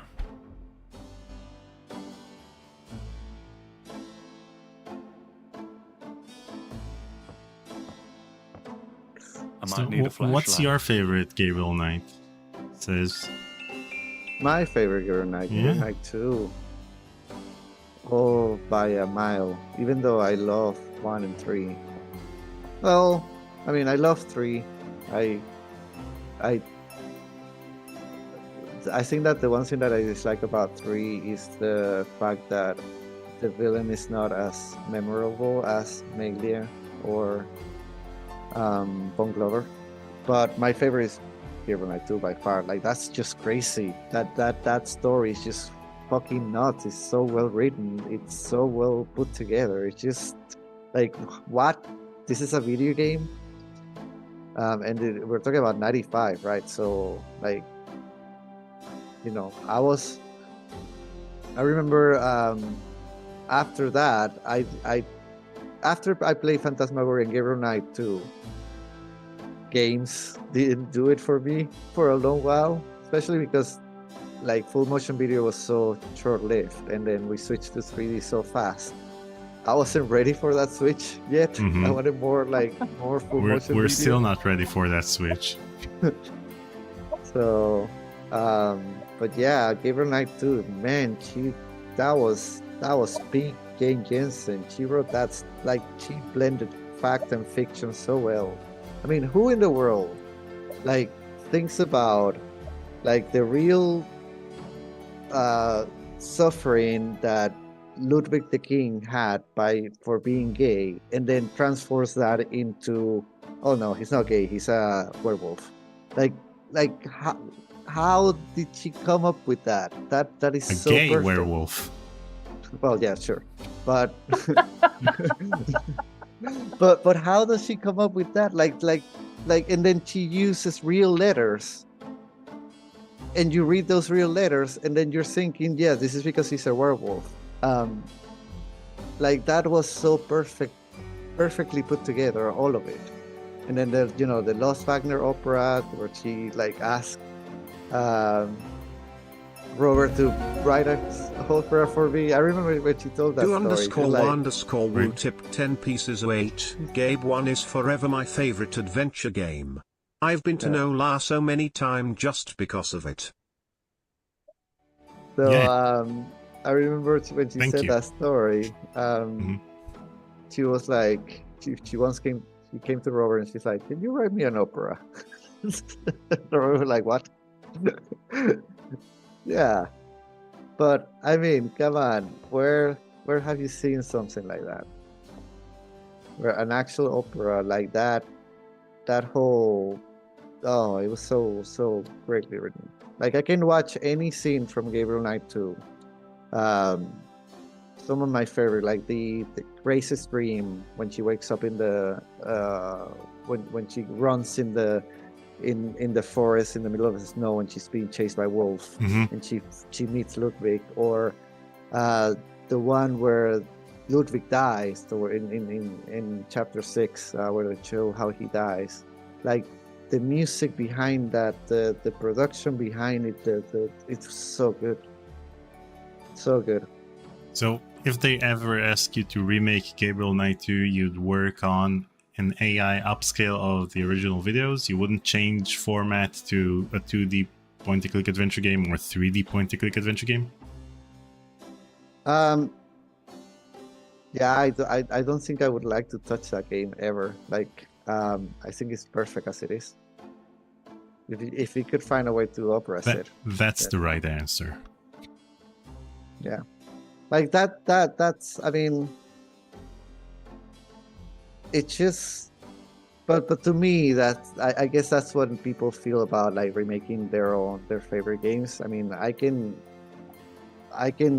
feel a lot of pressure remaking this one, and I can see why, because like, oh, I don't like this, or I wanted this to be that way, or this other way. But like for me, Gabriel Knight 2 is just perfect. Like there's nothing that I would change The about it. box has Gabriel's name on it, written in his grandmother's handwriting. Gabriel's father's old sketchbook sits on the top.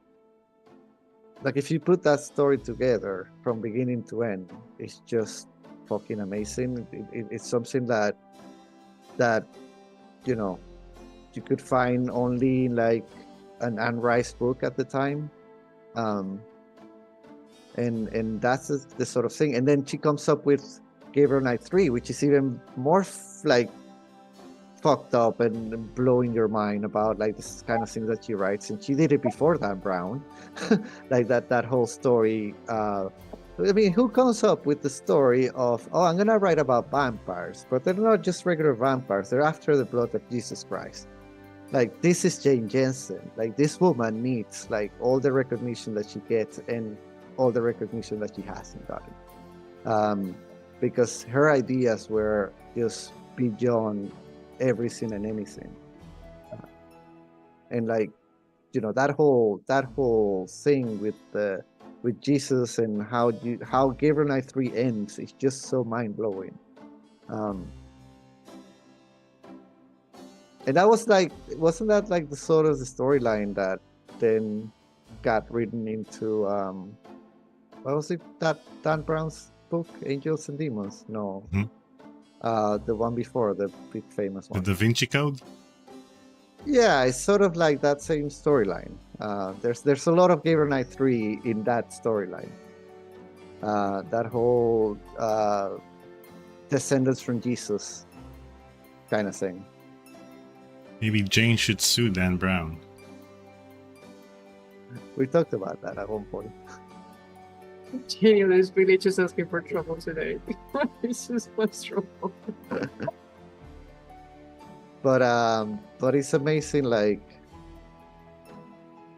oh, and you know, people can say whatever the fuck they want about the mouse puzzle in Gabriel Knight 3, but please tell me about the red serpent, the serpent root puzzle. That's probably one of the best puzzles ever. Like, that whole sequence of puzzles is one of the best things that have ever been conceived in an adventure game. It's so good put together from beginning to end. Okay, so let me ask you this. Would you ever remake Gabriel Knight 3? Yeah, definitely. No, he didn't even think about that one. It seems like you were I waiting mean, for someone to ask this question your entire life. No, that's the perfect game to be remade, because it was made in the fucking ugly section of 3D. We were like baby 3Ds, and it was so that ugly. era of gaming was a little bit painful. Seriously. Oh, I hated when he that. started on the whole 3D thing. It I couldn't do it. It took me so long to warm up to 3D, because we went from like the such beautiful and lush 2D environments to 3D in the baby steps. And I remember some of my friends, I think Enzo also say, like, this is so amazing. Like, looks so fucking and so ugly. you're being called out on live stream. He's in the chat, right? Yeah, he is in the chat.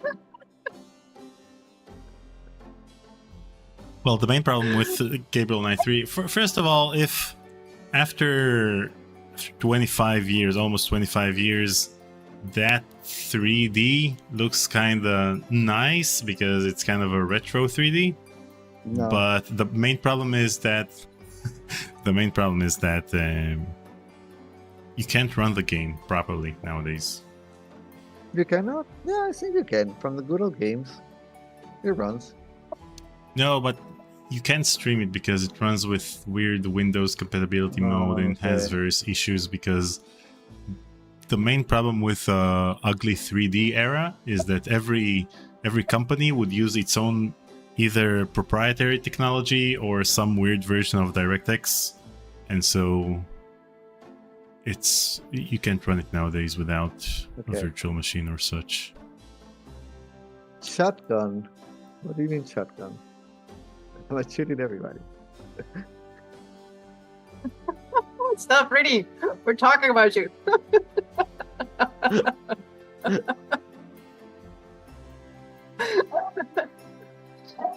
Oh, This is one of the things that I love the most interesting. about Yeah. this. The anniversary edition, I always love this beautiful detail.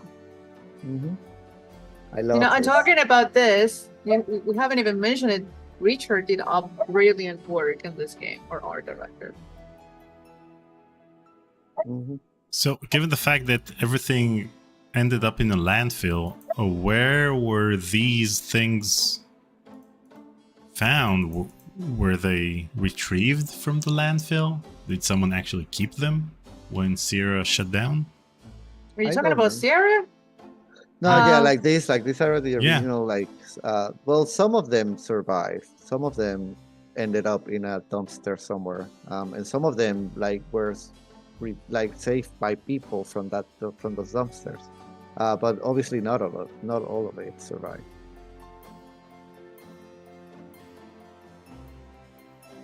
Okay. Is Richard in this school? No, you know that Richard doesn't like social media or anything like this. He was very excited when I told him that you were going to be on live stream. Maybe he's watching. Hi, Richard. I see you. Gabriel leaves through a German-English dictionary. Drachen means Here is dragon. question for Cesar. I wonder You if have a Cesar very would know special he was question being there, insulted Cesar. if I called How much of him a crush did you have on Joanne Takahashi? I'm gonna have to disappoint you, but I had a crush on Von Glover, actually, not on Snap. Grace. Did you ever see the bloopers for Gabriel Knight 2? Yeah, I think so. At some point in my life. Okay. You know, I at one point I actually also, this is something that I don't think I've ever mentioned much.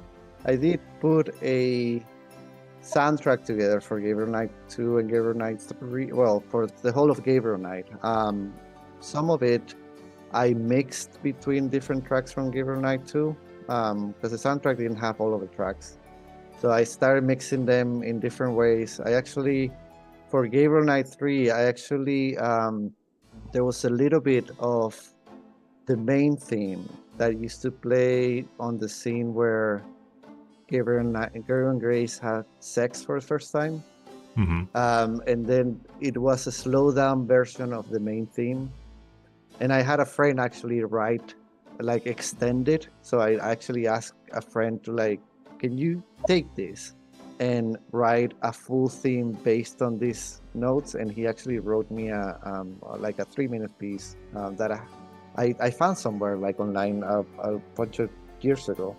That was just basically a version of, like, the main theme, just in piano, and just slow down. I used to love that theme so much. Well, I still love it. I have it on my Spotify. Hey, that's interesting. Snakes can sense their prey by vibration. Did you know that medieval legends about dragons and giant worms are actually based on snakes? You know, dragons, devils, sea monsters. They've always been associated with snakes. Grace, get alive. I can actually maybe 3 love theme. Oh, you're looking for the Gabriel Knight 4 trailer? Okay, send it over. I'm waiting. Actually, I found it, and it's funny that they So send it over. Yes, hold on. Okay. Here, I'm switching back to the countdown scene. That's it. How do I put it on to you?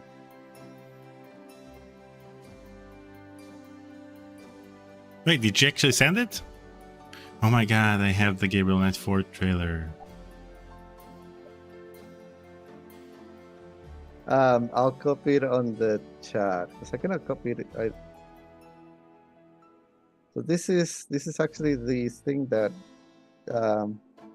Jesus Ritrovato wrote for me back in the day.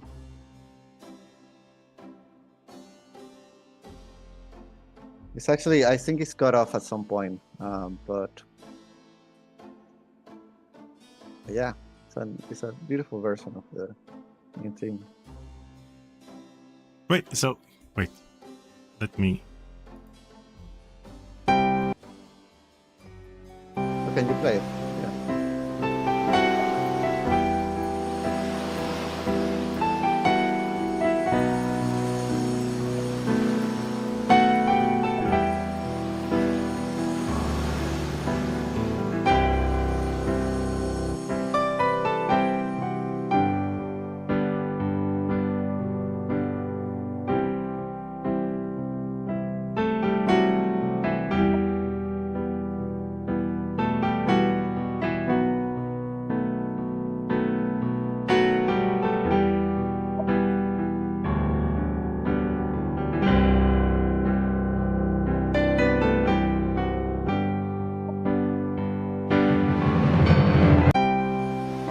Yeah, it gets broken at some point, but I don't know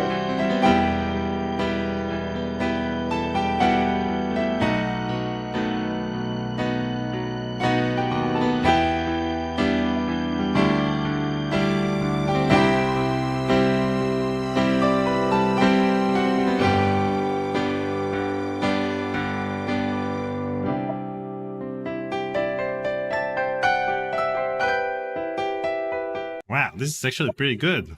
Yeah. Wow. Well done. Now you can send me the Gabriel Knight 4 trailer.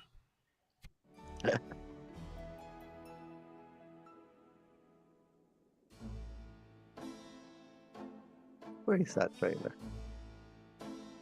I'm not gonna show it, but I'm now curious because I haven't seen it in so long.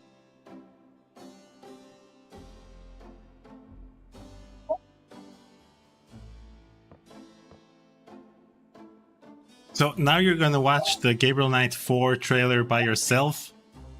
Maybe. No. You should share it with the class.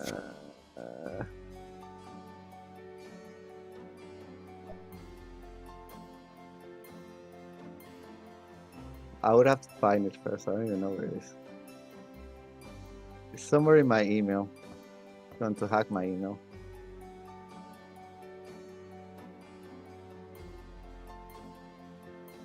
Wait, what else did we miss over here? World of Snakes.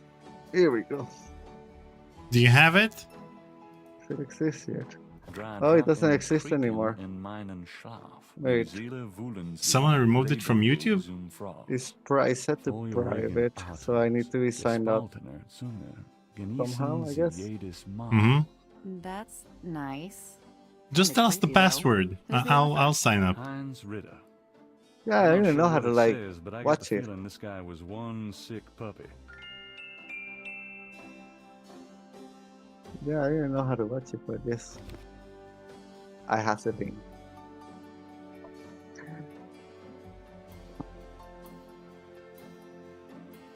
You can ask Jane, and Jane can decide whether she wants to show it or not. It's not my thing. Well, it's actually not. Jane can. Okay, also so not decide, if Jane agrees to Jane, share the trailer, Jane cannot agree to it because it's not her license. Oh man, who should I talk to? Activision, Microsoft. I'll talk to Microsoft. You know, whenever say Windows crashes and it has a pop-up once the computer restarted, send feedback. So I'll send feedback over there. Hey guys, now that you own Gabriel Knight, can you please send me the trailer for Gabriel Knight 4? Thank you. I mean, it's not like we put that together in 20. When was it? 2013? 20? No, not even. Don't hurry back on my account. 2011. 2011. So it's quite old.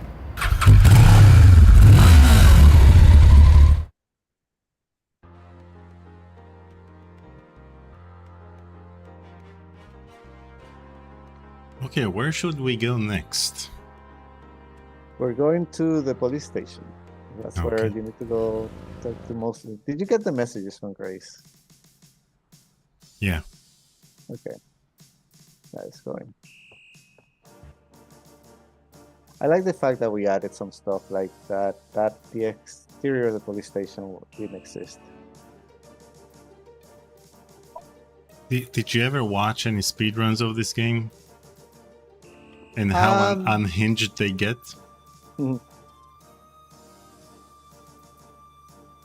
I didn't watch any particular about Gabriel Knight, but I think it's because I've played this game so many times in my life. I did used to watch one from Cognition. Officer? What can I do you for? Because I guess I was more interested from a designer's point of view, what people saw or how people reacted to things.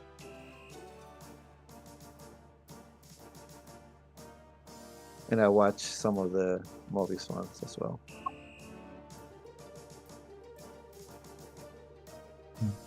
When was the last update released for the game? Because I see that it's version 2.02. I don't know. Sai, do you know?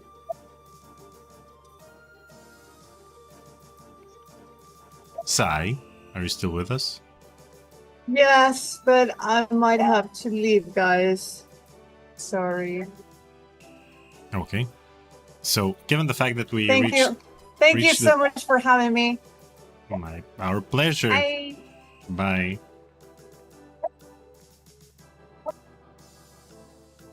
Okay, now I have to re-establish everything here. Okay. You have some time to stick around for a while? Yeah, I can stay around for like another half an hour. So okay. If people have questions for me in the chat, happy to answer. Yep. Sorry if I've missed any of the questions. So if you want to like repost questions that you posted before that I didn't see, I'm now looking at the chat. Okay, let me just fix both views. This and this. Except for a trailer.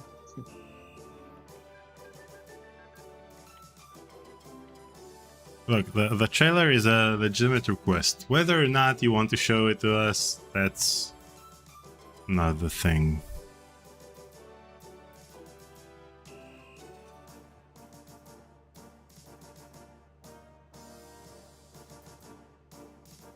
Any Easter eggs hidden in this game? I'm sure there are.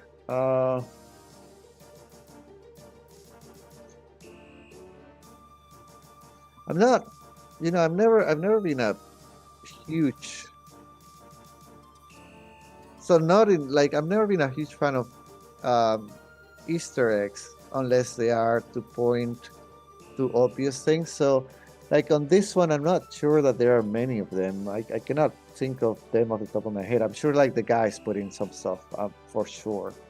But like for Cognition, I did like put a lot of Easter eggs pointing to Gabriel Knight, actually.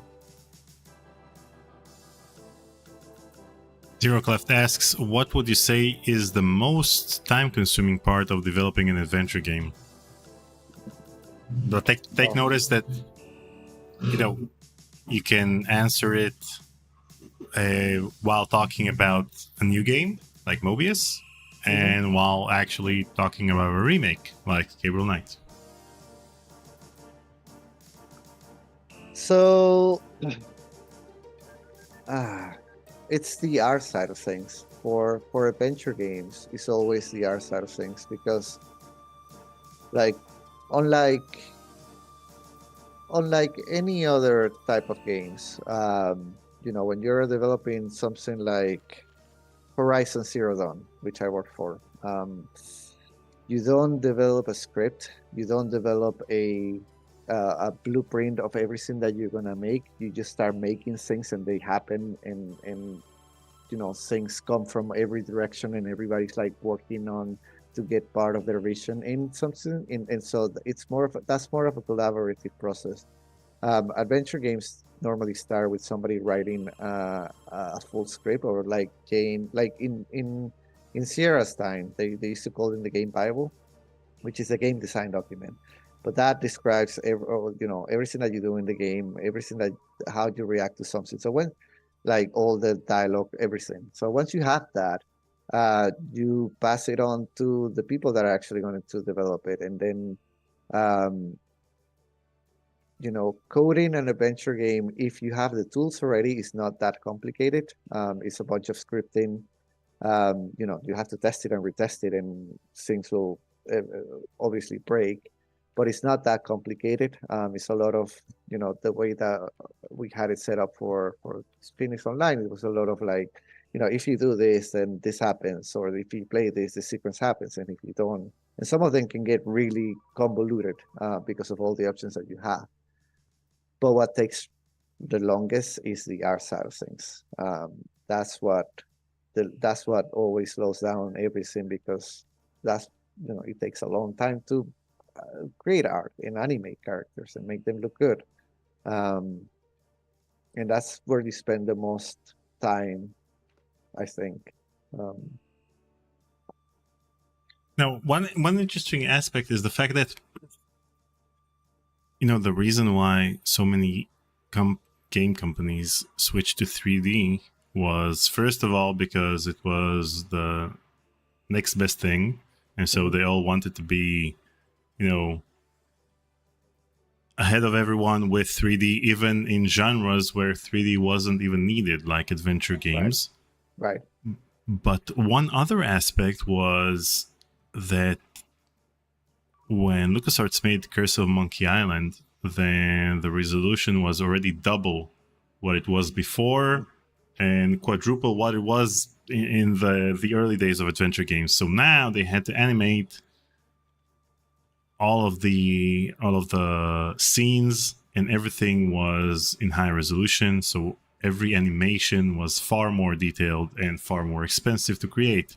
Yeah. And so they said that it would be cheaper to create a 3D game than a 2D game at that point. Yes. But was this really the case? I mean, it still is definitely. For animation, 3D is much easier. Why? Because you can reuse animation. You can, if you, like the animation that we had on Erica, we could reuse on Cordelia. And if the rigs were the same, and we could take care of making sure that some certain characters had the same rigs, they could reuse animation between them. So also, like if you can start from an animation and then just get to a different animation, but that's not why I chose.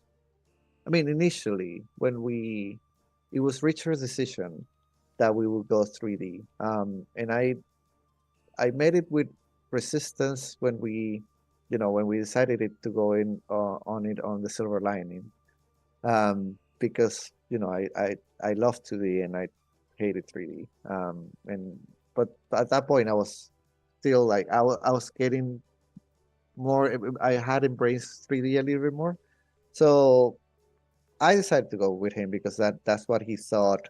That's he did 3D art. Richard is, by the way, he was one of the owners of Phoenix Online, or he's one of the owners of Phoenix Online, and he's still working with it.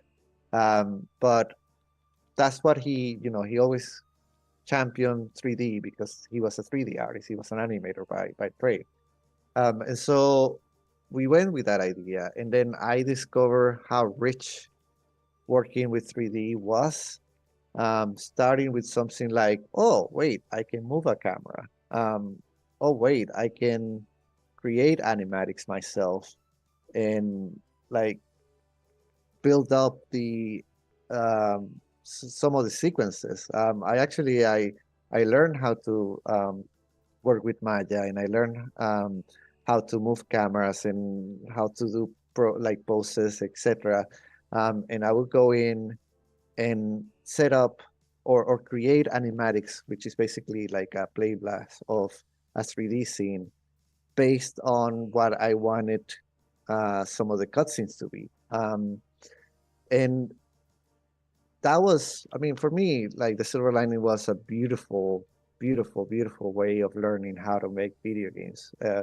Because, you know, the fact that it took 10 years for us to make it also meant that while, you know, the art was being made, which was taking so long, I had the chance to like noodle on things, um, and just like dream big. And that's, you know, how we came up with like making a 6 minute intro sequence, and things like that. It was just things that, you know, I had the time to like, okay, well, they're doing the art. I'm here, like, I have free time. I'm gonna like dream big about these sequences. And so, um, I push for things like having uh, conversations with camera angles. And I push for like big cinematic moments that Rich always told me, like, we could have done this so much simpler. And now you made it a full cinematic. Uh, but I fell in love with that. I fell in love with that kind of stuff. So, and you cannot do that into the, you can do that, but it's going to be a lot of work. Like, because every camera angle will have to be a new frame with different animations, etc. And so you can get more of a cinematic feeling with 3D that is way more expensive to do with 2D. Okay, so how come you talked earlier about the scene that was more expensive to create in 3D than as a cutscene in Gabriel Knight? Yes, there are cases when that's the case. That was a scene that required us to build. So if you remember the final scene for Gabriel Knight, it has like a crowd of people dancing, and creating those 10 models would have been way more expensive than creating just a cutscene that shows some of the people in there. So for practical issues, like, you know, if you want to get like more cinematic feeling, like putting a camera everywhere where you can on a character, moving things around, 3D is always going to be cheaper. But if you're going to do a one-off, in this case, this was a one-off of a scene that was in 2D versus something that was in 3D, then 2D becomes cheaper at that point. That's, I mean,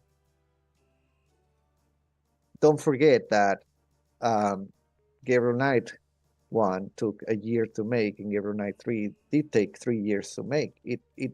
It becomes more complicated, but the thing is that you get more out of it. You get you couldn't get that cinematic feeling that Gabriel Knight 3 has in Gabriel Knight 1. It would have been so much more expensive. So I think, I mean, there's a trade-off. If you're gonna create worlds that are completely static, I think maybe 2D still an easier way and a faster and a cheaper way to do. But if you want to start bringing more cinematic to your adventures and have different cameras and have that cinematic feeling, then 3D is the way to go. So as long, let's say, if the 10 characters that you have in the final scene would have appeared anywhere else in the game, then you would have made it in 3D because you already have those models and you can already. Yeah, you had to plan it well. Like you couldn't make one off. So you wanted to make characters that you would continue to see, meet in different occasions, and then it was so much easier to reuse at that point. We had to like work a lot with that recognition because we had to make 4 episodes, and you know, we had to be smart because we wanted to release every episode, and we actually release every episode every 3 months. So no, this is a team that came from releasing 1 episode after 10 years. And then it took us like a long time to release all the other episodes. And then we went to Cognition and we released every episode every 3 months. Sure, we have a full-on team that was working on it, but we had to like be smart and learn how to do things so that we could actually accomplish those tasks. I was reading for better Seth Newling reprogramming. I remember we mixed emotions, but that was true. I mean, like the silver lining, I always say that the silver lining was my university to games. And I will never have a time such as the Silver Lining. Not even in Cognition, not even with Mobius, not even with Gabriel Knight. Because again, we spent 10 years trying to make it, and I had the time to perfect everything to every little detail. We was a labor of love. For example, like the music, there are probably about 17 versions of the love theme in the Silver Lining, because Austin, I don't know how Austin didn't kick me at some point, like just punch me in the face when I asked him for like the 13 version of that theme. But I had the time to do that. That, like, the reason why people like our soundtrack is because Austin and I work together, and I like to make sure that he builds music for each scene specifically. Um, and we put a lot, and I learned to do that with, while working on TSL, because we had the time, and we had the time to do those things. So, someone mentioned that they want to see Gabriel Knight 4 in VR. Now, given the fact that Gabriel Knight, as you are well aware, changed genres between games. So the first one was a classic point-and-click adventure game. The second one was an FMV game, and the third one was 3D. So each one of them was created in a different era in which there was some other buzzword or technology that they used. So what new technology do you think Gabriel Knight 4 should be in? Oh, I would love. I mean, so I guess I have my I would love for it to be in VR for sure. Like VR is so immersive. If you like, I'm so ashamed that the technology isn't more embraced these days, because, like, I've been playing the games for a long while, and for me these days, since, I don't know, 15 years ago, it's hard for me to really get excited about a game. But when I played Resident Evil 7 in VR, that was something else. That was like, okay, wow, this is, for me, that was the next thing. And I wish that we had embraced that a little bit more, and be able to, like, make great games like that. So I would definitely say, like, I would love to see a VR game of Gabriel Knight. But at the same time, like, I would have a problem with the first person, third person thing, like you being in Gabriel's, like that would be difficult for me to reconcile, because one of the things that I love about Sierra games is the fact that you always saw your character on the screen, that it's always a third person character. So that's my problem with VR as well.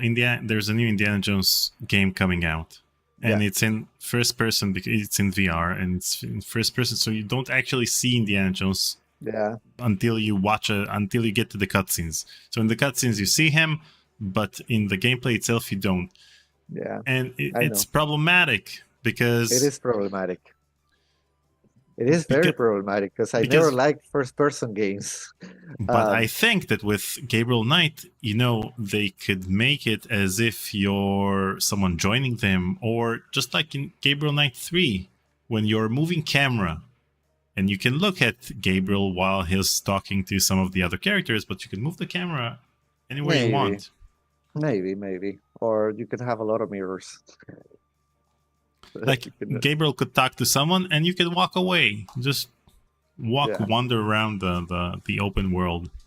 It would be nice to be able to, like, move that camera like in Gabriel Knight 3, yes. But I do feel like, or just find a way to make it work so that it's just, you still get the atmosphere. You don't need to necessarily be always in, like, well, I guess you do, but I don't know. I haven't thought about it that much, but I would probably, like, maybe what you said, which is Gabriel and Grace are always together, and so you always see the other. Because you wouldn't want to do something where you're actually playing somebody else, that X-Files game from the 90s, where you didn't play Mulder and Scully, but you saw them at some point and you talked to them. That was crap. you want to play those characters. But you don't have to be a character. You can be just an observer. The floating camera. Yeah, maybe. Okay. Let's see. Any other questions? If not, then we're gonna wrap this up so that we won't take any more of your time, because you might spill more beans. You know, my MO is that I have very long conversations, and at the end of the 3 hours or 4 hours, then they actually spill all of the beans. Oh, I went there right from the beginning.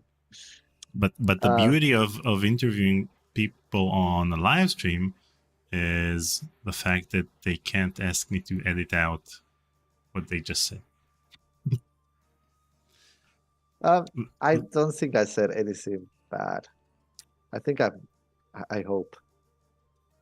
Well, we'll know tomorrow or in a few hours. No, you'll know. No, I mean, I don't like. I don't. It's not. I don't care about anything I said in terms of like any company or anything like that. It's more.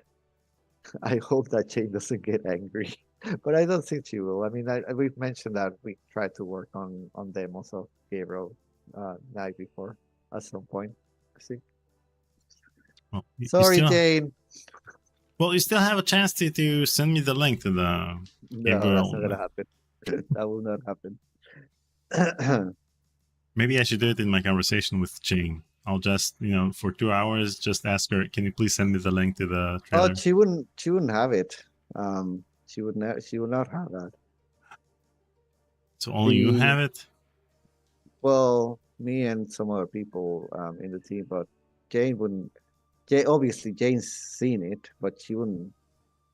I don't know that she would know how to get back to that trailer anymore. The most beautiful thing that we made, though, was the. Oh, here I go again.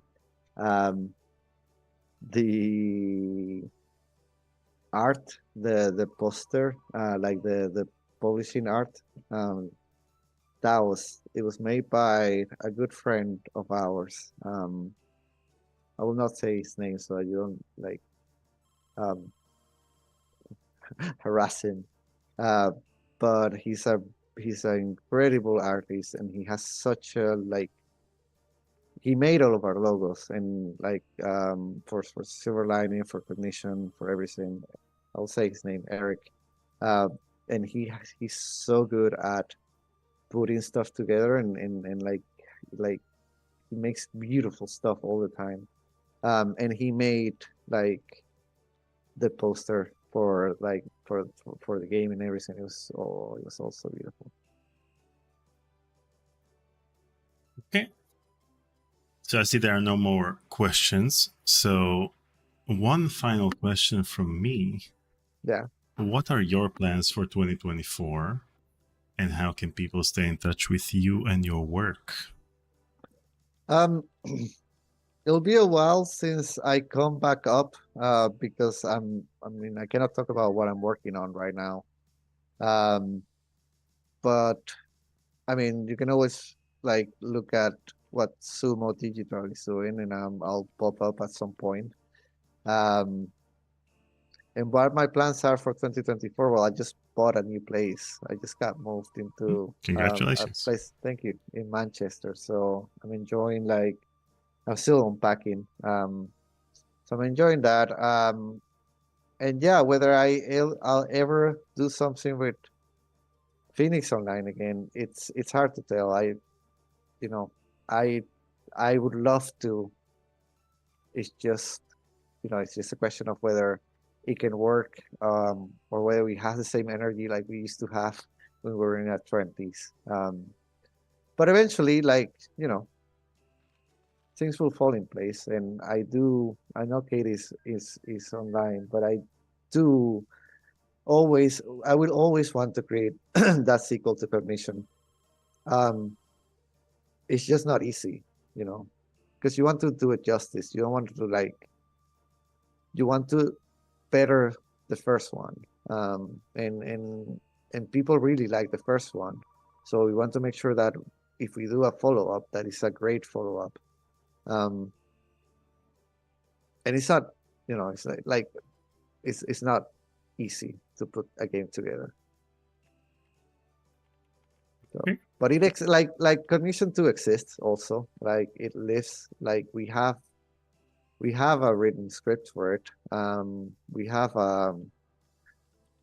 it's not a full script, but we have like the main story sort of written.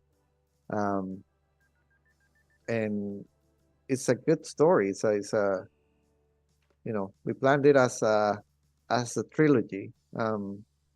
So the second one is really good. So maybe one day, like again, also another thing that I want to do is finish TSL episode 5. It's just again difficult. Like we're not like the 20 years old. Like we got married. Some of us got kids. We got responsibilities. I used to like my life. I used to have a life that would allow me to not need a lot of money, so that I could like do work for Phoenix Online and like dedicate myself to that. But I spent most of my 20s and 30s doing that. And then I started to enjoy life after that. And I started to get on like debts that I need to pay that wouldn't allow me to go back with, to what the sort of conditions that I had before. And I think many of us have like gone through the same thing. So, but maybe one day. I mean, there's always retirement, right? Yeah, but now that you've got Microsoft money behind the Sierra IPs, maybe they can even fund the GK4 or even buy Phoenix Online. Maybe. There's I'll never say never. It's just it does take a while. Like that sort of thing, for that sort of thing to happen, you need to dedicate yourself to it. It's not something that's going to happen out of the blue, and you have to chase it, you have to pursue it, you have to fully be on it. And that's the problem, is that like again, we have jobs and we have responsibilities, and it's not easy. Yep. But I mean, there's a lot of things that a lot of us have been doing, and we have like expanded into other games or other things. I like to write a book at some point. Katie has just written a book and it's going to be published very soon. So you should, if you like the story of Permission, you should definitely follow like what she's doing. So proud of her. So we still are out there. We're still creating things in other ways. And maybe that team, if we didn't manage to like get to Gabriel Knight Force, somebody will still do it. Hopefully. Well, Cesar, thank you so much for joining me for this live stream today. I want to also thank Sai that had to leave early.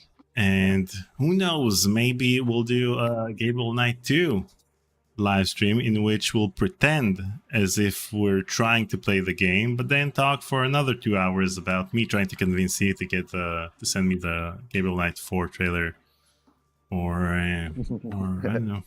I'm happy to do this every once in a while. I love this, and maybe next time we can actually play the game, or we can play Gabriel, like sure. We can play this one and I can tell you stories of it. We can play Phantasmagoria. I love Phantasmagoria. The second one. The second one. Sure, we can play the second one. I can, like, that friend that was on the chat, Enzo, we actually played it together, or not together. Like, we got a copy at the same time, and we used to like we were like always calling each other like, what did you do? What did you like? What path did you choose? Or like, because in some points you could like either choose to be like with what were their names, or you can choose to go with your girlfriend, or what were their names? Please tell me their names. Rose. What are we talking about? Phantasmagoria 2? Two, yes. Yeah, Jocelyn and Teresa. Jocelyn and Therese, thank you. sorry. Yeah, so at that scene where you pissed off one and then you go with the other, like, which we saw that it was gonna, like, you know, have different branches, but it was just that scene. So of course, kidding. I'm not forcing you to play Phantasmagoria 2. Whichever game you would like us to play on stream and then continue chatting about other stuff, I'd be up for it, and I'll try to. Well, we should bring on Katie next time. We can, like, if you really want us to talk about our games, we can play Cognition, or we can play or anything else, or she actually was designing Gabriel Night 1 with James, so she will know better. So bring her on next time. Okay. So Katie, consider this an official invitation from Cesar and me.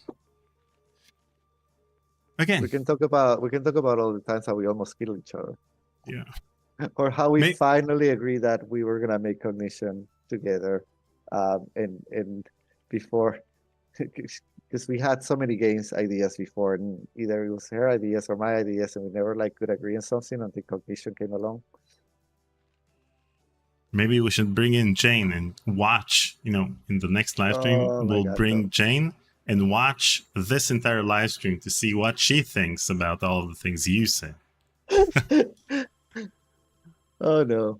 First, first you interview her on her own, and then you mention those things, and then I'll see her reaction, and then I'll see if I join her or not. I'll edit out all of the F-bombs she drops after she hears what you said about everything. Nah, she won't do that. She would dodge the bullet very well. So thank you again, Cesar. Thank you so we'll much. Speak soon. Thank you, guys. Thank you, everyone. Bye, everyone. Bye.